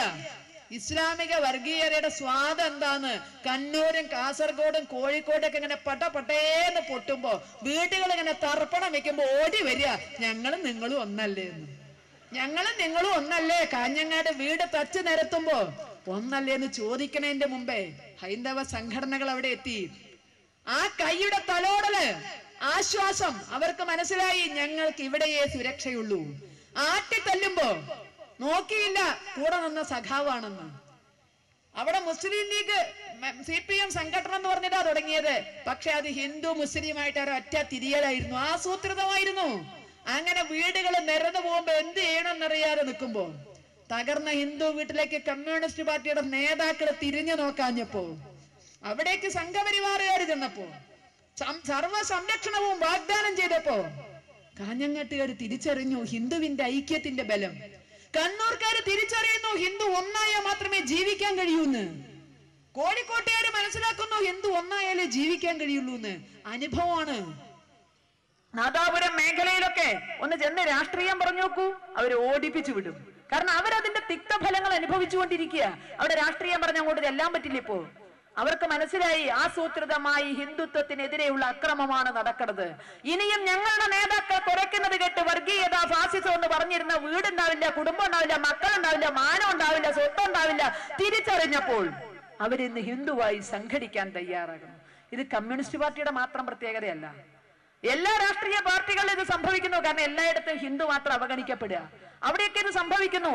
കോൺഗ്രസ് പാർട്ടിക്കകത്ത് കോൺഗ്രസ് സെക്യുലർ ഫോറം എന്ന് പറഞ്ഞൊരു ഹിന്ദു ഫോറം ഉണ്ടായിട്ടുണ്ട് അത്ര സംഘടനയ്ക്കകത്ത്. കാരണം UDFന്റെ ഭരണത്തില് ന്യൂനപക്ഷങ്ങൾ അന്യായമായി അധികാരം കൈയാളുന്നു, ഹൈന്ദവ വിഭാഗത്തെ അവഗണിക്കുന്നു. ഇതിനു വേണ്ടി കോൺഗ്രസുകാരായ ഹിന്ദുക്കൾ ചേർന്ന് കോൺഗ്രസിനകത്ത് ഒരു കുറുമുന്നണി ഉണ്ടാക്കിയിരിക്കുന്നത്രേ. പൂഞ്ഞാർ തമ്പുരാനൊക്കെയാണ് അതിന്റെ രക്ഷാധികാരികൾ. രഹസ്യമായിട്ടൊന്നുമല്ല, ആ സംഘടന പരസ്യമായി പത്രസമ്മേളനം നടത്തിയവര്. കോൺഗ്രസിനകത്ത് കോൺഗ്രസ് സെക്യുലർ ഫോറം എന്ന് പറഞ്ഞ് ന്യൂനപക്ഷങ്ങളുടെ പിടിയിൽ നിന്ന് UDFനെ രക്ഷപ്പെടുത്തണമെന്ന് പറഞ്ഞ് അവര് പത്രസമ്മേളനം നടത്തി. അതിലവര് 3 ആവശ്യം പറഞ്ഞു. പത്രസമ്മേളനത്തിൽ 3 ആവശ്യം പറഞ്ഞു. ഒന്ന്, കേരളത്തിനൊരു ഉപമുഖ്യമന്ത്രി വേണം. അവര് പറഞ്ഞത് കേരളത്തിനൊരു ഉപമുഖ്യമന്ത്രി വേണം, അതൊരു ഹിന്ദു ആയിരിക്കണം. ആ ഉപമുഖ്യമന്ത്രി ഒരു ഹിന്ദു ആയിരിക്കണം. ആ ഹിന്ദുവിന് ആഭ്യന്തര വകുപ്പ് കൊടുക്കണം. ഇങ്ങനെ 3 നിർദ്ദേശമാണ് കോൺഗ്രസ് സെക്യുലർ ഫോറം കേട്ടത്. കേട്ടപ്പോ നമ്മളും അറിയാണ്ട് കൈയടിച്ചു പോയി. പിന്നെ ചിന്തിച്ചത്, ഇവിടുത്തെ ഹിന്ദുവിന് ഇപ്പൊ ആവശ്യം ഒരു ഉപമുഖ്യമന്ത്രിയാ, ഒരു ആഭ്യന്തരമന്ത്രിയാ? ഇതുണ്ടേ നമ്മുടെ വിഷയമൊക്കെ തീർന്നു. അവിടെയാണ് കോൺഗ്രസിലെ ഈ സെക്യുലർ ഫോറത്തിന്റെ ചിന്ത ആത്മാർത്ഥമാണോ എന്ന് നമ്മൾ സംശയിക്കുന്നത്. ഇവിടുത്തെ ഹിന്ദുവിന് ഒരു ഉപമുഖ്യമന്ത്രിയെ കിട്ടിയോണ്ട്, ഒരു ആഭ്യന്തരമന്ത്രിയെ കിട്ടിയോണ്ട് നമുക്ക് എന്ത് കുന്ത നേടാൻ സാധിക്കുക? ഈ കേരളത്തില് ഏത് മന്ത്രി കസേരയിൽ ആരിരുന്നാലും പാണക്കാട് തങ്ങളുടെ പടിപ്പറയിൽ നിന്നോ പാലാ ബിഷപ്പ് ഹൗസിൽ നിന്നോ ഇന്ന് മുള്ളണ്ടെന്ന് പറഞ്ഞാൽ മുള്ളാൻ ധൈര്യമുള്ള ഒരു നേതാവിനെ നിങ്ങൾക്ക് അവിടെ പിടിച്ചിരുത്താനുണ്ടോ? ആരുമായിക്കൊള്ളട്ടെ, ഒരു നേതാവിനെ, നിങ്ങൾ ഈ പറയുന്ന ഒരു ഹിന്ദുവിനെ ഇരുത്താൻ. അങ്ങനെ ഒരു ഹിന്ദു ഇരുന്നാൽ പാണക്കാട് തങ്ങളുടെ പടിപ്പറയെന്നോ പാലാ ബിഷപ്പ് ഹൗസ് എന്നോ പറയാതെ മൂത്രം ഒഴിക്കുന്ന ധൈര്യം പറയുന്ന ഒരാളെ പറഞ്ഞാൽ ഞങ്ങൾ പിന്തുണയ്ക്കാം, ഞങ്ങളുടെ പിന്നാലെ മന്ത്രിയാക്കാന്ന് പറഞ്ഞിട്ട്. അങ്ങനെ ഒരു നേതാവ് കോൺഗ്രസിലില്ല, കമ്മ്യൂണിസ്റ്റ് പാർട്ടിയിലില്ല, അവിടെയും പറയണ്ട, അവിടെയും ഇല്ല. കാരണം അവരും പാഞ്ഞു നടക്കുക. ഒരു കഷ്ണം പച്ച തുണിയെങ്കിലും കിട്ടിയ കോണ കൊടുക്കായിരുന്നു എന്ന് പറഞ്ഞിട്ട് അവര് നടക്കുന്നത്. അത് മുസ്ലിം ലീഗിന്റെ ആയാലും വേണ്ടിയില്ല, അത് INLന്റെ ആയാലും വേണ്ടിയില്ല, അത് SDPIയുടെ ആയാലും വേണ്ടില്ല. ഒരു കഷ്ണം പച്ചത്തുണി കിട്ടിയ നാണം മറക്കായിരുന്നു എന്ന് പറഞ്ഞിട്ടാ അവരും നടക്കണത്. അപ്പൊ അത്തരത്തില് പച്ചത്തുണിക്ക് വേണ്ടി എന്തും ചെയ്യാൻ തയ്യാറാകുന്നവര് മന്ത്രി കസേരയിൽ ഏത് മതത്തിൽപ്പെട്ടാൻ ഇരുന്നിട്ട് എന്താ കാര്യം? നാണവും മാനവും ഇല്ലാതെ അവിടെ ഇരിക്കാമെന്നല്ലാതെ ചെറുവിരൽ അനക്കാൻ സാധിക്കൂ? നേരത്തെ ശശിയേട്ടൻ പറഞ്ഞവര് അജ്മൽ കസബുമാരെയും അഫ്സൽ ഗുരുമാരെയും ഒക്കെ തിന്നുമോനെ എന്ന് പറഞ്ഞ് തീറ്റി പോറ്റുന്നപ്പോൾ ആഭ്യന്തരമന്ത്രി കസേരയിൽ ഇരിക്കുന്ന ചിദംബരം ഹിന്ദുവല്ലേ? എന്റെ നിങ്ങളുടെ അറിവില് ചിദംബരം സുന്നത്ത് നടത്തിയിട്ടില്ലല്ലോ. മാമോദീസ മുങ്ങിയിട്ടില്ലല്ലോ. ഹിന്ദു അല്ലേ? ചെറുവിരൽ അനക്കാനുള്ള തന്റെ ഇടമുണ്ടോ? റോമെന്ന് എന്ത് പറയണോ അതിനപ്പുറം നീങ്ങാനുള്ള ശേഷിയുണ്ടോ? പിന്നെ ആരായിട്ട് എന്താ കാര്യം? നേരത്തെ പറഞ്ഞ മദനിയുടെ മുന്നില് കേരളത്തിലെ മിടുക്കരായ പോലീസ് ഫോഴ്സിനെ ഒരാഴ്ചക്കാലം അൻവാറശ്ശേരി യത്തീംഖാനയ്ക്ക് മുന്നിലിട്ട് കുമ്മി അടിപ്പിച്ചപ്പോഴും കേരളത്തിന്റെ ആഭ്യന്തരമന്ത്രി കസേരയിൽ ഇരുന്നിരുന്നത് ഹിന്ദു നാമധാരിയായിരുന്നു കോടിയേരി ബാലകൃഷ്ണൻ. സുന്നത്ത് നടത്തിയിട്ടില്ല, മാമോദീസ മുങ്ങിയിട്ടില്ല. അഭിമാനത്തോടു കൂടി ചെറുവിരൽ അനക്കാൻ പറ്റുമോ? അപ്പൊ അവിടെ ആര് ഇരിക്കണു എന്നുള്ളതല്ല ഇവിടെ പ്രശ്നം, അന്തസ്സോടെ ഇരിക്കാൻ കഴിയുമോ എന്നുള്ളതാ. ഇനി ഈ കോൺഗ്രസ് സെക്യുലർ ഫോറത്തോട് അവരുടെ നീക്കങ്ങൾ ആത്മാർത്ഥതയുള്ളതാണെങ്കിൽ നമുക്ക് പിന്തുണയ്ക്കാം. പക്ഷെ അതിലെവിടെ ആത്മാർത്ഥത? ഇവിടുത്തെ ഹിന്ദു കരഞ്ഞപ്പോൾ നിങ്ങളെ ഞങ്ങൾ കണ്ടിട്ടില്ലല്ലോ. ഈ സമുദായ നേതാക്കളൊക്കെ തന്നെ, ഈ സമുദായങ്ങളൊക്കെ ഒരിക്കലല്ലെങ്കിൽ പലപ്പോഴും നിങ്ങൾക്ക് വോട്ട് ചെയ്യാൻ ആഹ്വാനം കൊടുത്തിട്ടുള്ളവരാ, നിങ്ങളെ വിശ്വസിച്ചവരാ, നിങ്ങളുടെ കൂടെ നിന്നവരാ കേരളത്തില്. പക്ഷേ സച്ചാർ കമ്മീഷന്റെയും രംഗനാഥൻ മിശ്ര കമ്മീഷന്റെയും ഒക്കെ റിപ്പോർട്ടിന്റെ പേരില് ഇവിടുത്തെ ഹൈന്ദവ സമാജത്തെ ഒന്നടങ്കമെടുത്ത് ചവറ്റുകൊട്ടയിലിടുമ്പോൾ നിങ്ങൾ ആ നന്ദി ഓർത്തോ അല്പമെങ്കിലും? അപ്പൊ അവിടെയായിരുന്നു കോൺഗ്രസ്സുകാരനായ ഹിന്ദു വികാരം പ്രകടിപ്പിക്കേണ്ടിയിരുന്നത്. ഒരു മന്ത്രിയെ കിട്ടാനില്ല, അത് നമ്മുടെ ചെലവിൽ ഒരു മന്ത്രിയെ ഉണ്ടാക്കി കളയച്ചില്ല. ഇവിടുത്തെ ഹിന്ദുവിന്റെ ചെലവില് ഹിന്ദുവിന്റെ വികാരം മുതലെടുത്ത് ഒരാളെ മന്ത്രിയാക്കി കളയാം എന്നുള്ളതിൽ കവിഞ്ഞുള്ള ലക്ഷ്യമൊന്നുമില്ല. നീ ഹിന്ദുവാണ് എന്ന് പറഞ്ഞ് ഇവിടുത്തെ ഹിന്ദു കുട്ടികളെ മാറ്റി നിർത്തി സ്കോളർഷിപ്പ് നിഷേധിച്ചപ്പോ ഈ കോൺഗ്രസ് സെക്യുലർ ഫോറംകാരൻ ആരാ വാക്കു പറഞ്ഞു? 4 കൊല്ലമായില്ലേ ഹിന്ദുക്കൾ കരയണു, ഞങ്ങൾക്കില്ല. കരച്ചിലിന് കാര്യമൊക്കെ ഉണ്ടായിട്ടോ. ഇപ്പൊ പിന്നാക്ക വികസന കോർപ്പറേഷൻ രൂപീകരിച്ചിട്ട് OBC വിഭാഗത്തിൽപ്പെട്ടവർക്ക് കൂടി ആ മൈനോറിറ്റി സ്കോളർഷിപ്പ് കൊടുക്കാം എന്ന് വെച്ചിട്ടുണ്ട്. 1000 രൂപ പെട്ടെന്ന് ഇന്ന് കൊടുത്ത് നാളെ അപേക്ഷ കൊടുക്കണം എന്നൊക്കെയാണ്. അതുകൊണ്ട് 99% അപേക്ഷിക്കാൻ പറ്റിയില്ല, അത് വേറെ കാര്യം. പക്ഷേ ദൈവം തന്നാലും ശനിയും തീറ്റില്ല എന്ന് പറഞ്ഞ മാതിരി അവിടെയും കേറിയിട്ട് എന്താ പറയുന്നറിയോ? OBC വിഭാഗത്തിന് ഒരു പക്ഷെ ശ്രീരാമചന്ദ്രൻ കഴിഞ്ഞാൽ ധർമ്മരാജാവ് അടുത്തത് ആരാന്ന് ചോദിച്ചാൽ അത് ഉമ്മൻചാണ്ടി ആയിരിക്കും. അത്രയും നീതിമാനാണ് അദ്ദേഹം. നമുക്ക് വേറെ അഭിപ്രായ വ്യത്യാസവും ഇല്ല. കാരണം അദ്ദേഹം പറഞ്ഞു ഈ വില നിലവാരമൊക്കെ ഇങ്ങനെ കൂടുകയാണ്. നമ്മൾ കാലങ്ങളായിട്ട് പറയാണ് മുസ്ലിമിനും ക്രിസ്ത്യാനിക്കും 4 കൊല്ലമായി 1ാം ക്ലാസ്സിൽ 1000 റുപ്യ സ്കോളർഷിപ്പ് കൊടുക്കണം. പട്ടികജാതിക്കാരന് 140 റുപ്യ. പട്ടികജാതിക്കാരന് ഒരു വർഷം കിട്ടുക 140 രൂപ. മുസ്ലിമോ ക്രിസ്ത്യാനിയോ ആണെങ്കിൽ 1000 രൂപ. വിഷമിക്കണ്ട, പൊന്നാനി വരെ പോയ എല്ലാവർക്കും കിട്ടും, എന്നാലും പോട്ടെ. അങ്ങനെ അതവിടെ വെച്ച് 140 റുപ്യ. പക്ഷേ ഉമ്മൻചാണ്ടി അങ്ങനെ നമ്മളെ പൊന്നാനിക്ക് പറഞ്ഞയക്കൊന്നും വേണ്ട. അദ്ദേഹം എന്ത് ചെയ്തു? വിലയൊക്കെ കൂടി. അതിന് ലംസം ഗ്രാൻഡ് കൂട്ടണു എന്നാണ്. പട്ടികജാതിക്കാർക്ക് കിട്ടുന്ന കാശിന്റെ പേര് ലംസം ഗ്രാൻഡ് എന്നാണ്. ആ ലംസം ഗ്രാൻഡ് കൂട്ടണു. കഴിഞ്ഞ കൊല്ലം 140 റുപ്യ കിട്ടിയിട്ടുള്ളൂങ്കിൽ ഇതിൽ പട്ടികജാതിക്കാരായ രക്ഷിതാക്കൾക്ക് ആഹ്ലാദിക്കാം. ലംസം ഗ്രാൻഡ് കൂട്ടി. കഴിഞ്ഞ കൊല്ലം വെറും 140 റുപ്യ കിട്ടിയോടത്ത് ഈ വർഷം അടുത്ത ജൂണിൽ 2012 ജൂണിൽ അത് വർദ്ധിപ്പിച്ചിട്ടുണ്ട്. വെറും 140 റുപ്യായിരുന്നത് 250 റുപ്യക്ക് വർദ്ധിപ്പിച്ചിട്ടുണ്ട്. വെറും 140 റുപ്യ കഴിഞ്ഞ കൊല്ലം കൊടുത്തെങ്കിൽ ഈ കൊല്ലം മുതൽ 250 റുപ്യ കിട്ടും. ഉമ്മൻചാണ്ടിയെ വളരെ വികാര നിർഭരായിട്ട് പറഞ്ഞു വില നിലവാരമൊക്കെ കൂടിയിരിക്കുക. പട്ടികജാതിക്കാരന് ആ പഴയ കാശൊന്നും കൊടുത്താൽ പോരാ, അതുകൊണ്ട് ഞങ്ങൾ അത് കൂട്ടിയിരിക്കുന്നു. സംഗതി സത്യമല്ല, അദ്ദേഹം നീതിജ്ഞനാ. വില നിലവാരമൊക്കെ കൂടി. മുസ്ലിമിന് കൊടുക്കണ 1000 കേട്ടോ, ക്രിസ്ത്യാനിക്ക് കൊടുക്കണ 1000. പക്ഷെ വില നിലവാരം കൂടിയോണ്ട് പട്ടികജാതിക്കാരന് 250 മതി. എന്താ അവന് ഈ കാശ് എന്തിനാ? അവന് പച്ചരി വാങ്ങി വെള്ളം കുടിക്കാനാ. അത് റേഷൻ കടയിൽ പോയ ഉറുപ്പ്യക്ക് 1 കിലോ അരി കിട്ടും. 1 ഉറുപ്പ്യക്ക് 1 കിലോ അരി കിട്ടും. അപ്പൊ പ്രശ്നമില്ല. 200 ഉറുപ്പ്യക്ക് അരി വാങ്ങിച്ചാൽ 200 കിലോ അരി വാങ്ങാം. പിന്നെയും 50 റുപ്യ ബാക്കി. അതാ പാവം പിള്ളേർക്ക് വല്ല വല്യമുട്ടായിയോ ജീരക മുട്ടായിയോ വല്ല പെൻസിലിന്റെ കഷ്ണോ ഒക്കെ വാങ്ങിക്കാം. ധാരാളം. പട്ടികജാതിക്കാരല്ലേ, അതൊക്കെ മതി. ഇതാണോ മുസ്ലിമിന്റെയും ക്രിസ്ത്യാനിയുടെയും സ്ഥിതി? അവിടെയും വില നിലവാരം അനുസരിച്ചിട്ടാ കൊടുക്കണേ. അവനത് പച്ചരി വാങ്ങാനുള്ളതല്ല. നിങ്ങൾ എന്താ ഈ പറയണേ? കുട്ടിയെ സ്കൂളിൽ കൊണ്ടുപോയാക്കണമെങ്കിൽ വണ്ടിയിൽ പെട്രോൾ ഒഴിക്കണമെങ്കിൽ പെട്രോളിനൊക്കെ ഇപ്പൊ എന്താ വില? പട്ടികജാതിക്കാരന് അരിയുടെ വില നോക്കി കൊടുത്താൽ മതി, റേഷൻ കടയിലെ അരിയുടെ വില നോക്കി കൊടുത്താൽ മതി.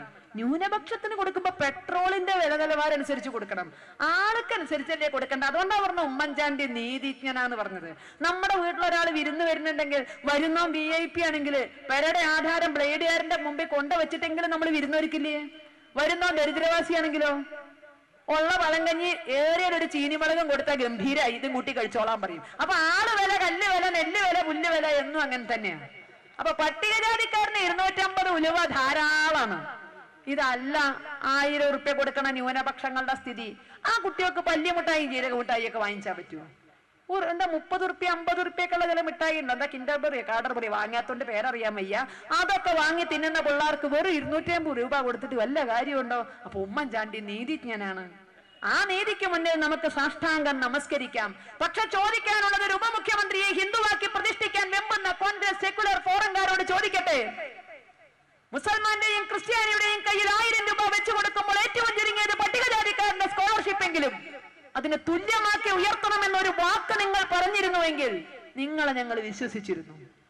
നിങ്ങൾ ഹിന്ദുവിന്റെ വികാരത്തോടൊപ്പം നിൽക്കുന്നു പറഞ്ഞു. എല്ലാ ഹിന്ദുവിനും കാര്യമില്ല, ഓട്ടെ ചിലർക്കെങ്കിലും കിട്ടൂലോ. ആർക്കും ഇല്ലാത്തതിലും പേരല്ലേ ചിലർക്കെങ്കിലും കിട്ടണത്. ആ ചിലർക്കെങ്കിലും വേണ്ടി നിങ്ങൾ എന്തുകൊണ്ട് വാദിച്ചില്ല? മന്ത്രിയല്ല ഹിന്ദുവിന്റെ പ്രശ്നം, അവനവന്റെ വയറിന് വേണ്ടിയിട്ടാ ചോദിക്കണത്.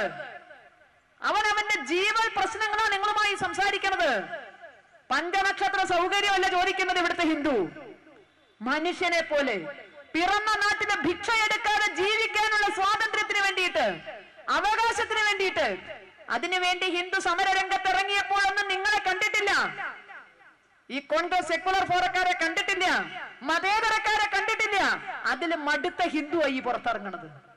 ഇതല്ലാതെ മറ്റൊരു വഴിയില്ല എന്ന് തിരിച്ചറിഞ്ഞ ഹിന്ദുവാണ് ഈ പുറത്തിറങ്ങണത്. കാരണം ഇനിയും പറഞ്ഞില്ലെങ്കിൽ നാളെ നമ്മുടെ മക്കളോട് നമ്മൾ പലതിനും ഉത്തരം പറയേണ്ടി വരും. ഇത് എന്തുകൊണ്ട് എന്നുള്ളത് നമ്മുടെ മക്കളോട് നമ്മൾ പറയേണ്ടി വരും. അപ്പൊ അത്തരത്തിലവര് ഹിന്ദുവിന്റെ ക്ഷേത്രങ്ങൾ ഭരിക്കാൻ പണമെടുക്കാൻ പലരും ഉണ്ട്. പക്ഷെ ഹിന്ദുവിനെ സഹായിക്കാൻ, ഹിന്ദുവിന്റെ ഒരു വിഷയം വരുമ്പോൾ അതിനെ അഡ്രസ് ചെയ്യാൻ ഇന്ന് വരെ ആരും തയ്യാറല്ല. ഇവിടെയുള്ള ഓരോ രാഷ്ട്രീയ പാർട്ടികളും ചിന്തിക്കുക, നിങ്ങളുടെ പ്രവർത്തന കാലഘട്ടത്തില് നിങ്ങൾ എത്ര ഹിന്ദു വിഷയങ്ങൾ അഡ്രസ് ചെയ്തിട്ടുണ്ട് എന്നുള്ളത്. ഹിന്ദു വിഷയങ്ങൾ വരുമ്പോൾ നിങ്ങൾ വഴിമാറി നടക്കുന്നു. കണ്ണൂർ ജില്ലയിലടക്കം ഒരു ക്ഷേത്രത്തിൽ, അവിടെ ക്ഷേത്രം ഭരിക്കുന്നത് 60% CPM-കാരാണ്. അവിടെ ഒരു ക്ഷേത്രത്തിന്റെ പ്രദക്ഷിണ വഴിയിൽ ഒരു പള്ളി വരാൻ പോകുന്നു. പ്രദക്ഷിണ വഴിയില് കമ്മ്യൂണിസ്റ്റുകാരന് കഴിച്ചിട്ട് ഇറക്കാനും വയ്യ, മതിരിച്ചിട്ട് തുപ്പാനും വയ്യ. അവിടെ പള്ളി വന്നാൽ അമ്പലത്തിന്റെ എഴുന്നള്ളിപ്പ് മുടങ്ങിപ്പോവും. അത് ആ സ്ഥലത്താ പള്ളി വരുന്നത്, എഴുന്നള്ളിപ്പ് മുടങ്ങിപ്പോവും. അതുകൊണ്ട് പള്ളി വരാൻ പാടില്ല. അത് പറഞ്ഞ മതേതരത്വം കപ്പൽ കയറി പോവും. സത്യം പറഞ്ഞാൽ ബാപ്പ ഉമ്മാനെ വെട്ടിക്കൊല്ലും, സത്യം പറഞ്ഞില്ലെങ്കിൽ ബാപ്പ പട്ടിയറച്ചി തിന്നും. ഈ കോലത്തില് അങ്ങോട്ടും വയ്യ ഇങ്ങോട്ടും വയ്യാത്ത അവസ്ഥയിൽ നിൽക്കുക. അവസാനം അവര് ഡയറക്ടർ എടുത്തു, ഒരു നമ്പർ കറക്കി. അതൊരു നമ്പരായിരുന്നു. CPM-കാരൊരു നമ്പർ കറക്കി. അത് കണ്ണൂർ ജില്ലയിലെ ഹിന്ദു ഐക്യവേദിയുടെ പ്രസിഡന്റിന്റെ നമ്പറായിരുന്നു. ഒന്ന് വന്ന് രക്ഷപ്പെടുത്തണ, ഈ പള്ളി ഇവിടെ വരാൻ പാടില്ല, നിങ്ങൾ ഇവിടെ വന്നൊരു സമരം ചെയ്യും. എന്തേ CPM-ന് പാടില്ലേ?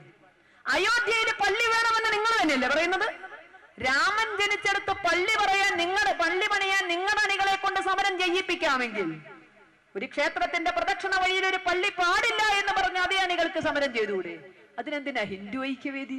അപ്പൊ വിഷയം ഹിന്ദുവിന്റെ ആണെങ്കിൽ അത് ഹിന്ദു ഐക്യവേദിക്കാരൻ കൈകാര്യം ചെയ്യണം. ന്യൂനപക്ഷങ്ങളുടെ വിഷയമാണെങ്കിൽ അത് ഏറ്റെടുക്കാൻ തയ്യാറാണ്, യാതൊരു പ്രശ്നമില്ല. ഏത് രൂപത്തിലും അത് ഏറ്റെടുക്കാൻ തയ്യാറാണ്. ഹിന്ദുവിന്റെ ആണെങ്കിൽ അത് ഹിന്ദു ഐക്യവേദിക്കും. ഈ പാലക്കാട് ജില്ലയിലെ ഒരു ഹയർ സെക്കൻഡറി സ്കൂളില് കഴിഞ്ഞ വർഷം ഓണപ്പൂക്കള മത്സരം നടക്കുമ്പോൾ കുട്ടികൾ തമ്മിലൊരു കശപിശയുണ്ടായി. കുട്ടികൾ തമ്മിലല്ല, അത് ബോധപൂർവം ചെയ്തതാ. കാരണം ഇവിടുത്തെ കോളേജുകളിലും വിദ്യാലയങ്ങളിലും ഒക്കെ തന്നെ NDF-ന്റെ കുട്ടിപ്പട്ടാളമായ ക്യാമ്പസ് ഫ്രണ്ട് സജീവമാണ്. ഈ ക്യാമ്പസ് ഫ്രണ്ടുകാരൻ ബോധപൂർവം വഴക്കുണ്ടാക്കിയതാ. KSU-കാരൻ നിന്ന് അടിമേടിച്ചു. സാധാരണത്തെ പോലെ തന്നെ ക്യാമ്പസ് ഫ്രണ്ടുകാരൻ കൊടുത്തു, KSU-കാരൻ നിന്ന് കൊണ്ട് ചാവെന്നുള്ളൊരവസ്ഥയിൽ വന്നപ്പോ പിള്ളേർ ആരുടെയോ ഫോണ് മേടിച്ച്, കുട്ടികൾക്ക് ഫോണും കൊണ്ടുപോകാൻ പാടില്ലല്ലോ, അവരെവിടുന്നോ ഒരു ഫോൺ സംഘടിപ്പിച്ച് ഒരുത്തം കഷ്ടിച്ച് തല്ലിന്റെ ഇടയിൽ നിന്ന് പുറത്തേക്ക് ചാടിയിട്ട് കോൺഗ്രസ് ഓഫീസിലേക്ക് വിളിച്ചു. നമ്മുടെ കുട്ടികളെ ഇവിടെ പേപ്പട്ടിയെ പോലെ തല്ലുക, ആരെങ്കിലും വന്നിട്ടില്ലെങ്കിൽ അവരുടെ ചത്തുപോകുമെന്ന് പറഞ്ഞു. ആരാ തല്ലണമെന്ന് വെച്ചു. ക്യാമ്പസ് ഫ്രണ്ടുകാരാന്ന്. നിക്കൊരു നമ്പർ തരാന്ന് പറഞ്ഞു. അതും ഒരു നമ്പറായിരുന്നു.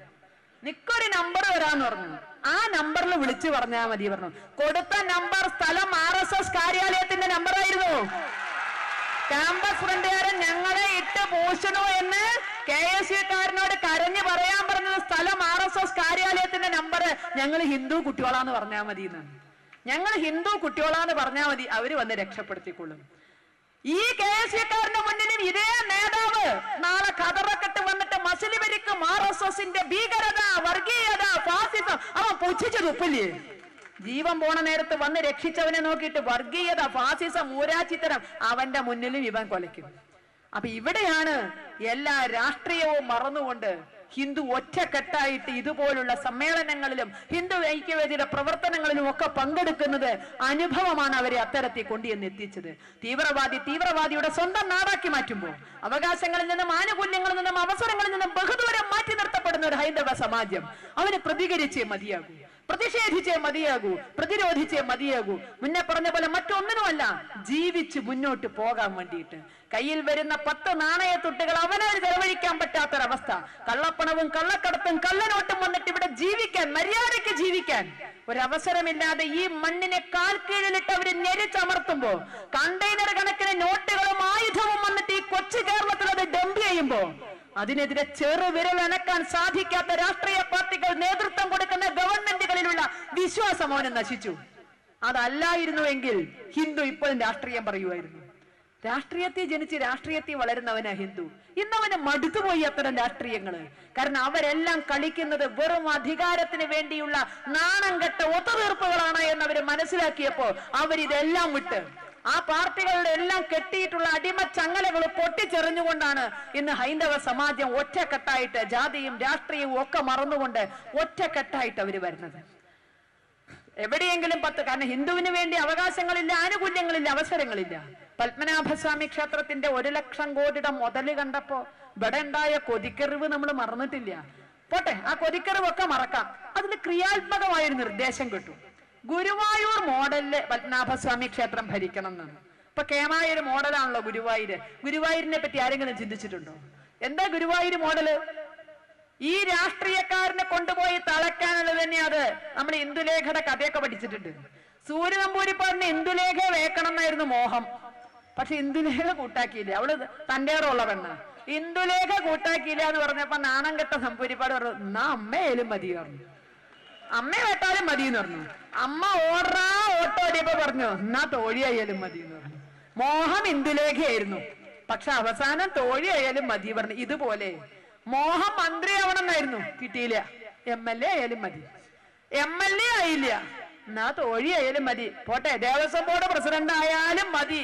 ഇങ്ങനെയുള്ള നിരാശാ കാമുകന്മാരെ രാഷ്ട്രീയക്കാർക്ക് കൊണ്ടുപോയി കെട്ടാനുള്ള തൊഴുത്തുകളാണ് ഇവിടുത്തെ ദേവസ്വം ബോർഡുകള്. മന്ത്രിസ്ഥാനോ MLA സ്ഥാനോ ഒക്കെ മോഹിച്ചിട്ട് കിട്ടാത്ത നിരാശാ കാമുകന്മാർക്ക്, ഭൈമി കാമുകന്മാരെ കൊണ്ടുപോയി തളയ്ക്കാനുള്ള കേന്ദ്രമാണ് ദേവസ്വം ബോർഡുകള്. ഇതില് ഗുരുവായൂരല്ലേ മോഡലായി പറഞ്ഞത്? ഗുരുവായൂർ ദേവസ്വം ബോർഡിനെതിരെ ഇപ്പൊ ഹിന്ദു ഐക്യവേദി സമരം ചെയ്തുകൊണ്ടിരിക്കുക. എന്താ കാര്യം? അതില് ജീവനക്കാരൊരു പ്രതിനിധിയെ വെച്ചിട്ടുണ്ട് ഉമ്മൻചാണ്ടി സർക്കാർ. ജീവനക്കാരല്ല തെരഞ്ഞെടുത്ത കേട്ടോ, ദേവസ്വം ജീവനക്കാരുടെ ഒരു പ്രതിനിധിയെ ഉമ്മൻചാണ്ടി സർക്കാർ നോമിനേറ്റ് ചെയ്തിട്ടുണ്ട്. ഒരു മിസ്റ്റർ രാജു. പറയുമ്പോ പറയാനല്ലോ, തങ്കപ്പെട്ട മനുഷ്യനാ. 8ഓളം കേസിലെ പ്രതിയാ. 8ഓളം കേസിലെ പ്രതി. കേസൊക്കെ ആണുങ്ങൾക്ക് പറഞ്ഞിട്ടുള്ളതല്ലേ. ഇതിൽ 7 പെണ്ണു കേസാ. ഇതിൽ 6 നടന്നത് ഗുരുവായൂർ അമ്പലത്തിന്റെ അകത്താണ്. ഈ 7 കേസിൽ 6 നടന്നത് ഗുരുവായൂർ അമ്പലത്തിന്റെ അകത്താണ്. അങ്ങനത്തെ ഒരു വേന്ദ്രനെ തന്നെ ഗുരുവായൂര് ഭക്തരുടെ കാര്യം നോക്കാനല്ല, ഗുരുവായൂരപ്പന്റെ കാര്യം നോക്കാൻ കൊണ്ടുവെക്കുമ്പോൾ ഉമ്മൻചാണ്ടി സർക്കാരിന്റെ ധാർഷ്ട്യം എന്താ? കോൺഗ്രസ്സുകാരെ വെച്ചോട്ടെ, കുഴപ്പമില്ല. ഇതുപോലല്ലാത്തൊരു കോൺഗ്രസ്സുകാരൻ ഗുരുവായൂരില്ലേ? ഗുരുവായൂർ മുനിസിപ്പാലിറ്റി ഗുരുവായൂർ ക്ഷേത്രത്തിന് നോട്ടീസ് കൊടുത്തിട്ടുണ്ട്. അവിടുത്തെ മാലിന്യങ്ങളൊക്കെ നീക്കാൻ 1.5 കോടി രൂപ, ഗുരുവായൂർ മുനിസിപ്പാലിറ്റിയുടെ മാലിന്യം നീക്കാൻ 1.5 കോടി രൂപ ദേവസ്വം കൊടുക്കണം. ദേവസ്വം കൂടി 85 ലക്ഷം കൊടുക്കാൻ തീരുമാനിച്ചു. ഹൈന്ദവ സംഘടനകൾ ഒരു നയാ പൈസ കൊടുക്കരുത് എന്ന് പറഞ്ഞ് നിർത്തിയിരിക്കുക. കാരണം മുനിസിപ്പാലിറ്റിയുടെ ബാധ്യത അത്. ഇവരവിടെ നികുതി കൊടുക്കുന്നുണ്ട്. പക്ഷെ ഇപ്പൊ എനിക്ക് തോന്നുക 55 ലക്ഷം റുപ്യ കൊടുത്താലും കുഴപ്പമില്ല മുനിസിപ്പാലിറ്റിക്ക്. എന്താ ഇതുപോലുള്ള മാലിന്യങ്ങളെയൊക്കെ ഒന്ന് അവിടുന്ന് എടുത്തിട്ട് പോകുമോ എന്നുള്ളത്. ആ ദേവസ്വം ബോർഡിന്ന് ഈ രാജുവിനെ പോലുള്ള മാലിന്യങ്ങളെയൊക്കെ ഒന്ന് അവിടുന്ന് എടുത്തിട്ട് പോകുമെങ്കിൽ 55 ലക്ഷം റുപ്യ കൊടുത്താലും വലിയ നഷ്ടമൊന്നുമില്ല. ഒന്ന് കൊണ്ടുപോകുമെന്ന്. ഈ മാലിന്യ നീക്കം അതിൽ പെടുമോ നമുക്ക് നിശ്ചയമില്ല. അപ്പൊ ഇതുപോലുള്ള വിഴുപ്പ് ഭാണ്ഡങ്ങളെ ഹിന്ദുവിന്റെ മണ്ടയ്ക്ക് കെട്ടിവെക്കാൻ എങ്ങനെ ധൈര്യം വരുന്നു? അതിന് ഗുരുവായൂര് ദേവസ്വം ബോർഡ് പ്രസിഡന്റ് ആരായിരിക്കണം, ദേവസ്വം ബോർഡ് മെമ്പർ ആരായിരിക്കണം എന്ന് വോട്ട് ചെയ്യാൻ അധികാരമുള്ളൊരു MLA ഗുരുവായൂർക്ക് ഉണ്ടാവില്ല. കഴിഞ്ഞ 10 പതിറ്റാണ്ടുകളായിട്ടില്ല. ഈ വർഷം എന്റെ ഈ കഴിഞ്ഞ പൊതു തെരഞ്ഞെടുപ്പില് ഗുരുവായൂർ MLA ആരാകണം? UDF എളുപ്പം തീരുമാനിച്ചു, അത് മുസ്ലിം ലീഗിന് കൊടുക്കാം. ഗുരുവായൂരപ്പന്റെ കാര്യം മുസ്ലിം ലീഗുകാരൻ നോക്കാഞ്ഞാൽ എവിടുന്നാ ശരിയാവുക? മതേതരത്വം അത് മുസ്ലിം ലീഗിന് കൊടുത്തു. LDF ഒട്ടും വിട്ടുകൊടുത്തില്ല. അവരും സ്ഥാനാർത്ഥിയെ പ്രഖ്യാപിച്ചു. അരിവാൾ ചുറ്റിക നക്ഷത്രത്തിൽ ഗുരുവായൂരിന്റെ സ്ഥാനാർത്ഥിയെ കിട്ടി. വഖഫ് ബോർഡ് ചെയർമാൻ അബ്ദുൽ ഖാദർ. ഗുരുവായൂർ മണ്ഡലത്തിന്റെ സ്ഥാനാർത്ഥി വഖഫ് ബോർഡ് ചെയർമാൻ അബ്ദുൽ ഖാദർ. ഒരു ദേവസ്വം ബോർഡ് ചെയർമാനെ, ദേവസ്വം ബോർഡ് മെമ്പറെ ആ സ്ഥാനത്ത് നിർത്താൻ പറ്റിയില്ല. കാരണം അവിടെ തൊട്ടെണ്ണിയാൽ ഹിന്ദു ഒപ്പത്തിനൊപ്പൊക്കെ ഉള്ളൂ ഇത്ര. അതുകൊണ്ട് നഷ്ടക്കച്ചവടം ആവണ്ട അത്ര. അതല്ലേ മതേതരത്വം. ഇതാ പിറവം ഇന്ന് വിധി എഴുതിയിട്ടുണ്ടാകും, പെട്ടിക്കുള്ളിലായി. പിറവത്ത് വെറും 80,000 വോട്ടേ ഹിന്ദുവിന്റെ ഉള്ളൂ.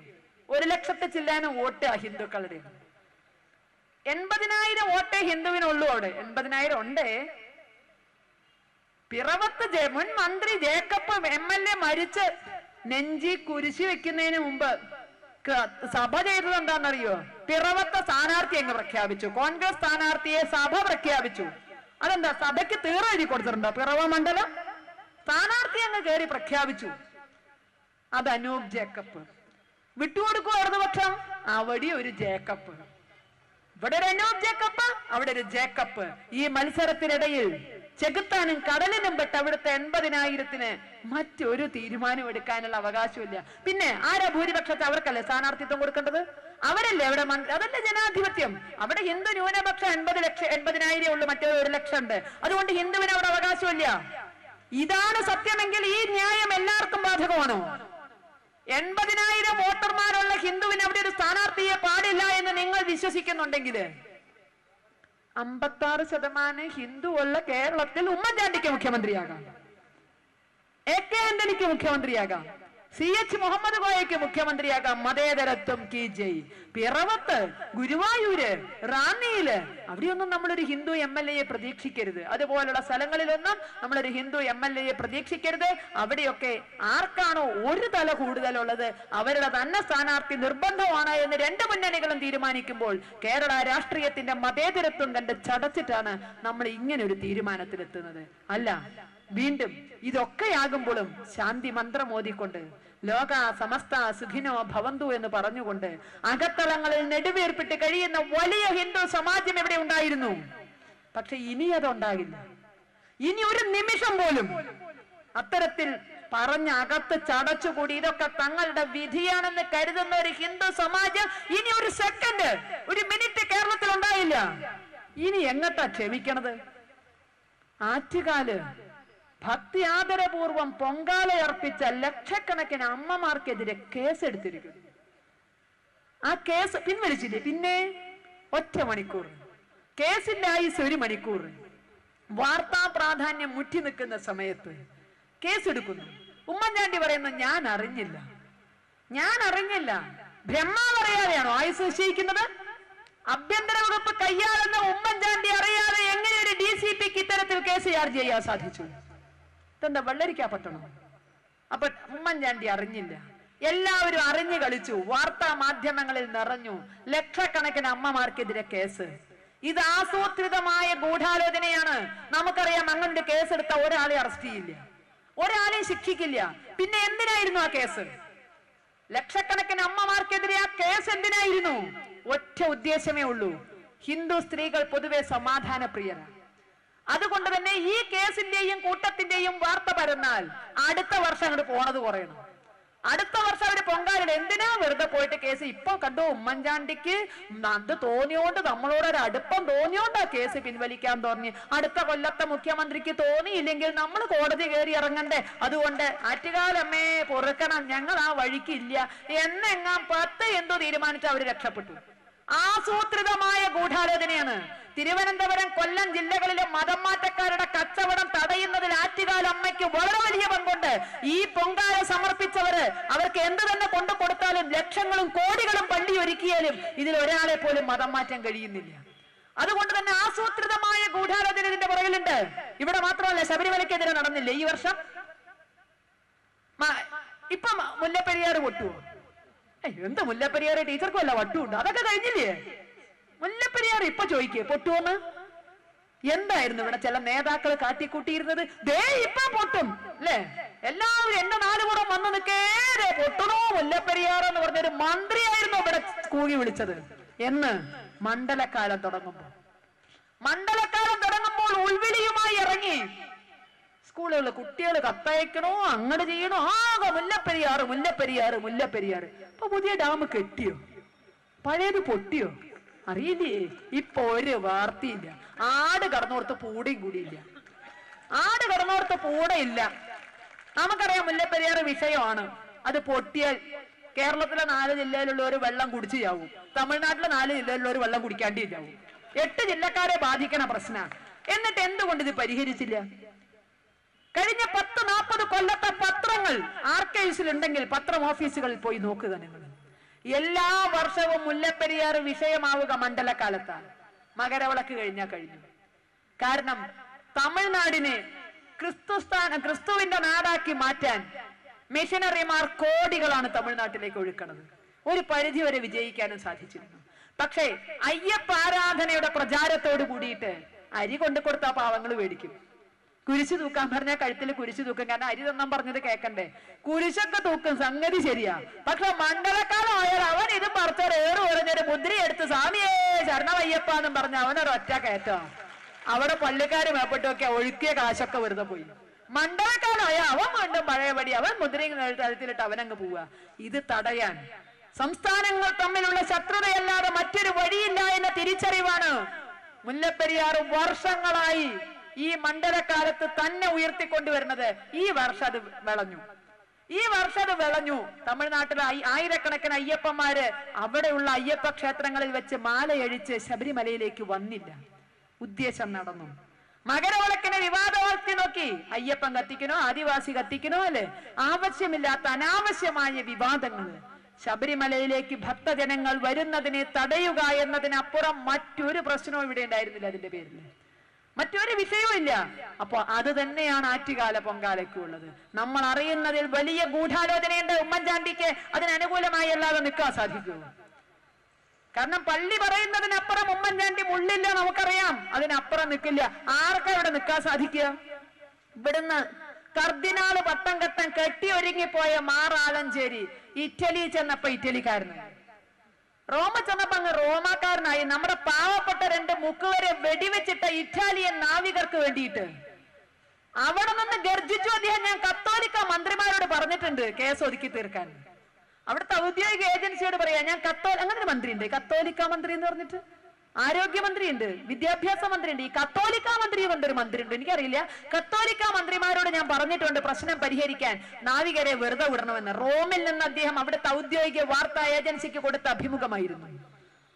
ഈ മാറാലഞ്ചേരിയുടെ പാസ്പോർട്ട് റദ്ദ് ചെയ്യാൻ തന്റെ ഇടമുള്ള ഒരു കേന്ദ്ര ഗവൺമെന്റ് ഇവിടെ ഉണ്ടാകുമോ? രാഷ്ട്രവിരുദ്ധമായ ഇത്തരം അഭിപ്രായങ്ങൾ പറഞ്ഞ കൊന്നവൻ കൊലപാതകിയാണ്.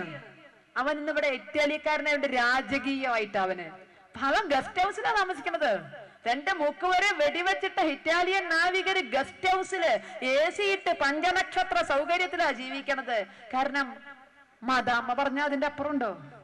നമുക്ക് മഹാത്മാഗാന്ധി അല്ലല്ലോ, ഇപ്പൊ മദാമ്മഗാന്ധി അല്ലേ? മഹാത്മാഗാന്ധിയൊക്കെ കോൺഗ്രസ്സുകാർ എന്നേ മറന്നു. ഇപ്പൊ മദാമ്മഗാന്ധി മതി. അതുകൊണ്ട് ഇറ്റാലിയൻ നാവികർ ഇവിടെ സസുഖം. മാറാലഞ്ചേരിയുടെ പാസ്പോർട്ട് റദ്ദുണ്ട്.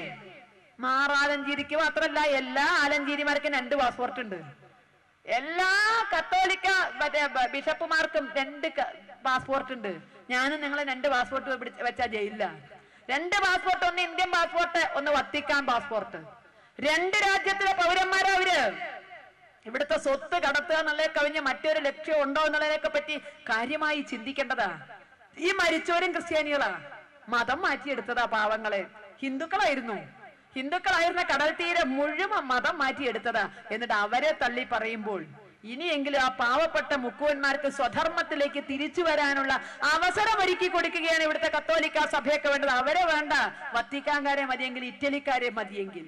അപ്പൊ ഇവിടെ സാമൂഹ്യ നീതി അട്ടിമറിക്കപ്പെട്ടപ്പോ അനീതിയിലൂടെ സഹിച്ച് മടുത്ത ഒരു ജനത രാഷ്ട്രീയത്തിനും ജാതിക്കും അപ്പുറം അവൻ ഒരുമിക്കുന്നു. നേരത്തെ ഇവിടെ പറഞ്ഞതുപോലെ നട്ടപ്പാതിര നേരത്തെ ഹിന്ദു സംഘടനാ നേതാക്കളുടെ, സമുദായ സംഘടനാ നേതാക്കളുടെ വാതിലിൽ മുട്ടി വിളിച്ച് പിന്തുണ ചോദിക്കുന്നു. നമ്മൾ പിന്തുണ കൊടുക്കുന്നു നമ്മുടെ വലിയ മനസ്സുകൊണ്ട്. പക്ഷെ അധികാരത്തിൽ കയറിയാലോ, ജയിച്ചാലോ?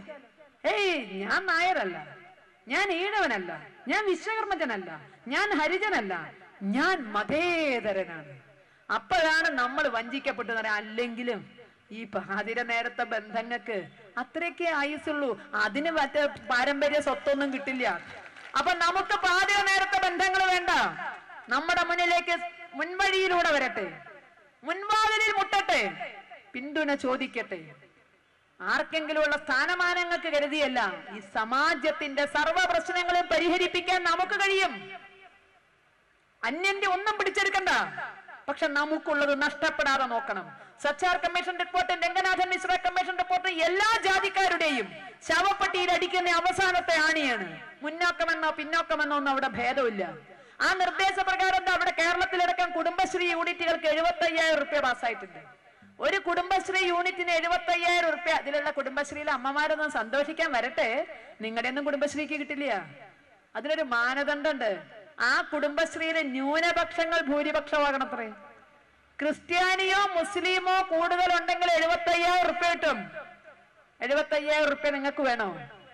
നിങ്ങൾക്ക് പോവാൻ പൊന്നാനിക്ക് കുടുംബശ്രീ അംഗങ്ങൾ ഒന്നിച്ചു പോയാൽ മതി, 75,000 രൂപ തരും.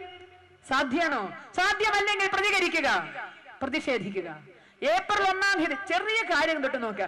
ഏപ്രിൽ 1-ാം തീയതിയാണ് ഇവിടെ കുട്ടികൾക്ക് പോളിയോ കൊടുക്കാൻ നിർദ്ദേശിച്ചിരുന്നത്. ആദ്യം കൊടുത്തത് ശിവരാത്രിക്ക്, ആദ്യത്തെ ഡോസ് ശിവരാത്രിക്ക്, അടുത്ത ഡോസ് ഏപ്രിൽ 1-ന് വെച്ചു. അന്ന് ഓശാന പെരുന്നാളാത്ര. ഓശാന പെരുന്നാളാന്ന് പറഞ്ഞ് ആ ഏപ്രിൽ 1-ന്റെ പോളിയോ മാറ്റി. ഇപ്പൊ കൊണ്ടുവച്ചേക്കണ എങ്ങനെ അറിയോ? ഏപ്രിൽ 15-ന്. ഏപ്രിൽ 1-ന് കൊടുക്കാൻ നിശ്ചയിച്ച പോളിയോ ഏപ്രിൽ 15-ന് ഹെൽത്ത് ഡിപ്പാർട്ട്മെന്റുകാർ മുഴുവൻ ഓടുക. കാരണം 14-ാം തീയതി വിഷുവ. ഒരൊറ്റ എണ്ണത്തിന് ലീവ് എടുക്കാനോ ഒരൊറ്റ എണ്ണത്തിന് വീട്ടിൽ പോകാനോ പറ്റില്ല. ഈ പോളിയോന്റെ പിന്നാലെ കടന്ന് കെട്ടിമറി അനൗൺസ്മെന്റ് നടത്തുക, അതിന്റെ പിന്നാലെ പോവാ, ഇതിന്റെ പിന്നാലെ പോവാ. വിഷു ഗോപി ഓശാന പെരുന്നാളുമ്പോൾ എടുത്തിട്ട് വിഷുമ്മ കൊണ്ടുവച്ചു. തുരാ വിളിയ ഹെൽത്ത് ഡിപ്പാർട്ട്മെന്റുകാര്. ഹെൽത്ത് ഡിപ്പാർട്ട്മെന്റിന് യൂണിയനുകളില്ലേ? ഉണ്ട്. എല്ലാ NGO സംഘടനകളും എവിടെ ഉണ്ട്? യൂണിയൻകാരെടുക്കൂ. NGO യൂണിയൻ എടുക്കൂ. അത് മതേതരമല്ലേ? NGO അസോസിയേഷൻ എടുക്കൂ. മതേതരമല്ലേ? അതുകൊണ്ട് യൂണിയൻകാരും അസോസിയേഷൻകാരും പറഞ്ഞ മക്കളെ ഞങ്ങളൊരു നമ്പർ തരാം, ആ നമ്പറിലേക്ക് വിളിക്ക്. ഏപ്രിൽ 15-ാം തീയതി പോളിയോ കൊടുക്കണേന്ന് ഒന്ന് മാറ്റി വെക്കണം, ഞങ്ങളുടെ വിഷുവിന്റെ അവധി പോവോ, ഒന്ന് വിളിക്ക്. അവര് വിളിച്ചു ഹിന്ദു ഐക്യവേദിയുടെ നേതാക്കളെ. ഞാൻ പറഞ്ഞത് അത് നേരത്തെ പറഞ്ഞ വേറൊരു നമ്പറായിരുന്നു. അവർക്ക് കൈകാര്യം ചെയ്യാൻ വയ്യ. ബാക്കി എല്ലാ കാര്യങ്ങൾക്കും മസിൽ പെരുക്കി നടക്കുന്ന യൂണിയൻകാരും അസോസിയേഷൻകാരും അവിടെ പുല്ല്. നിങ്ങൾ ആരെയെന്ന് വെച്ചാൽ കണ്ടോ, ഹിന്ദുക്കളെ കണ്ടോ, പ്രശ്നം പരിഹരിച്ചോ. അപ്പൊ ഇവിടെ സാമൂഹ്യ നീതിക്ക് വേണ്ടി എല്ലാ ഭേദഭാവങ്ങളും മറന്ന് ഒന്നിച്ച് മതിയാകൂ എന്നൊരു ഘട്ടത്തിൽ നമ്മൾ എത്തിയിരിക്കുന്നു. അധികാരത്തിന് വേണ്ടിയല്ല, ആരെയും ഇല്ലാതാക്കാൻ വേണ്ടിയല്ല, തന്റെ ഇടമുള്ള നട്ടലുള്ള ഭരണാധികാരികൾക്ക് മതത്തിനപ്പുറത്ത് മനുഷ്യനെ കണ്ടുകൊണ്ട് കാര്യങ്ങൾ തീരുമാനിക്കാൻ സാധിക്കുമായിരുന്നെങ്കിൽ ഹിന്ദു ഐക്യവേദി ഇവിടെ വരുമായിരുന്നില്ല. സാമൂഹ്യ നീതി നിങ്ങൾ നടപ്പിലാക്കേണ്ടതായിരുന്നു ഇവിടുത്തെ ഭരണകർത്താക്കള്. മറിച്ച് വോട്ടിന് വേണ്ടി എന്ത് നാണം കെട്ട കളി നിങ്ങൾ കളിക്കുമ്പോൾ നിങ്ങളും മറന്നൊരു സമാജമാണ് ഞങ്ങൾ ഇവിടെ ഉണ്ട് എന്ന് പറഞ്ഞിട്ട് വരുന്നത്. ഉത്തർപ്രദേശിലെ ഇലക്ഷൻ സമയത്ത് നിങ്ങൾ എന്തൊക്കെ പറഞ്ഞു? 9% വരെ കയറ്റി വിളിച്ചില്ലേ സംവരണം മുസൽമാന്? കേന്ദ്ര ഗവൺമെന്റിന്റെ നയപ്രഖ്യാപനം വന്നു, 4.5% മുസ്ലിമിന് OBC സംവരണത്തിൽ നിന്ന് കൊടുക്കുന്നു. ബാക്കി 900 OBC ജാതിക്കാര് ഇതിലിരിക്കുന്ന സമുദായ നേതാക്കൾ അടക്കം നമ്മളെ പലരും 900 OBC ജാതിക്കാർക്കൊക്കെ കൂടി നക്കാപ്പിച്ച സംവരണം, അതൊന്ന് 4.5% മുസൽമാൻ അങ്ങ് നീക്കി വെച്ചു. പ്രത്യേക സംവരണത്തിനുള്ളിൽ സംവരണം. 3-1 1947 ആഗസ്റ്റ് 14-ാം തീയതി അർദ്ധരാത്രി 1/3 ഭാഗം ഇവിടുത്തെ ഓഫീസുകളിലെ ജനൽ കർട്ടനും പേപ്പർ വെയിറ്റും അടക്കം പുറത്തിട്ട് എണ്ണി 3/4 ഭാഗം അന്ന് പാകിസ്ഥാന് കൊടുത്തിട്ടുണ്ട്. ഇനി എന്തിന്റെ പേരിൽ സംവരണം? ഇനി എന്തിന്റെ പേരിൽ ഹിന്ദുവിന്റെ പോക്കറ്റിൽ കൈയിട്ട് വരുന്നു? മതിയാക്കാം അഭിനയം, നിർത്താം. സൽപ്പേരോടൊന്നും ജീവിക്കാൻ പറ്റില്ല, സൽപ്പേര് വിറ്റ് കഞ്ഞി കുടിക്കാൻ പറ്റില്ല. അതുകൊണ്ട് നമുക്ക് ഹിന്ദുവാകാം. ഹിന്ദുവിനെ പരിഗണിക്കുന്ന നാളുവരെ, അത് കഴിഞ്ഞാൽ ജനകീയനാകാം, മതേതരനാകാം. അതുവരെ വർഗീയവാദി എന്നോ ഫാസിസ്റ്റ് എന്നോ ഭീകരവാദി എന്നോ എന്ത് കുന്തം വിളിച്ചാലും ഞങ്ങൾ ഹിന്ദുവാണെന്ന് സധൈര്യം പറയുക. ഹിന്ദു ഐക്യവേദിയുടെ കൊടിക്ക് കീഴിൽ അണിനിരക്കുക. ജാതിക്കും രാഷ്ട്രീയത്തിനും അപ്പുറത്ത് നമ്മുടെ വിശ്വരൂപം എന്താ എന്ന് നമുക്ക് കാണിച്ചു കൊടുക്കണം. 56% ഹിന്ദു ഒരു ശക്തി തന്നെയാണ്. ഇവിടുത്തെ രാഷ്ട്രീയക്കാർ അത് തിരിച്ചറിയണം.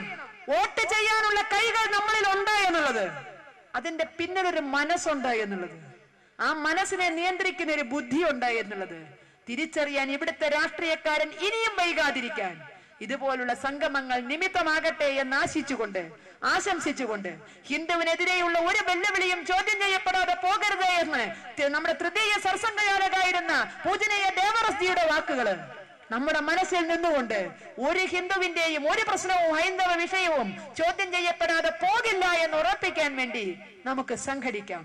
ആ സംഘടനയെ ശക്തിയാക്കി മാറ്റാം.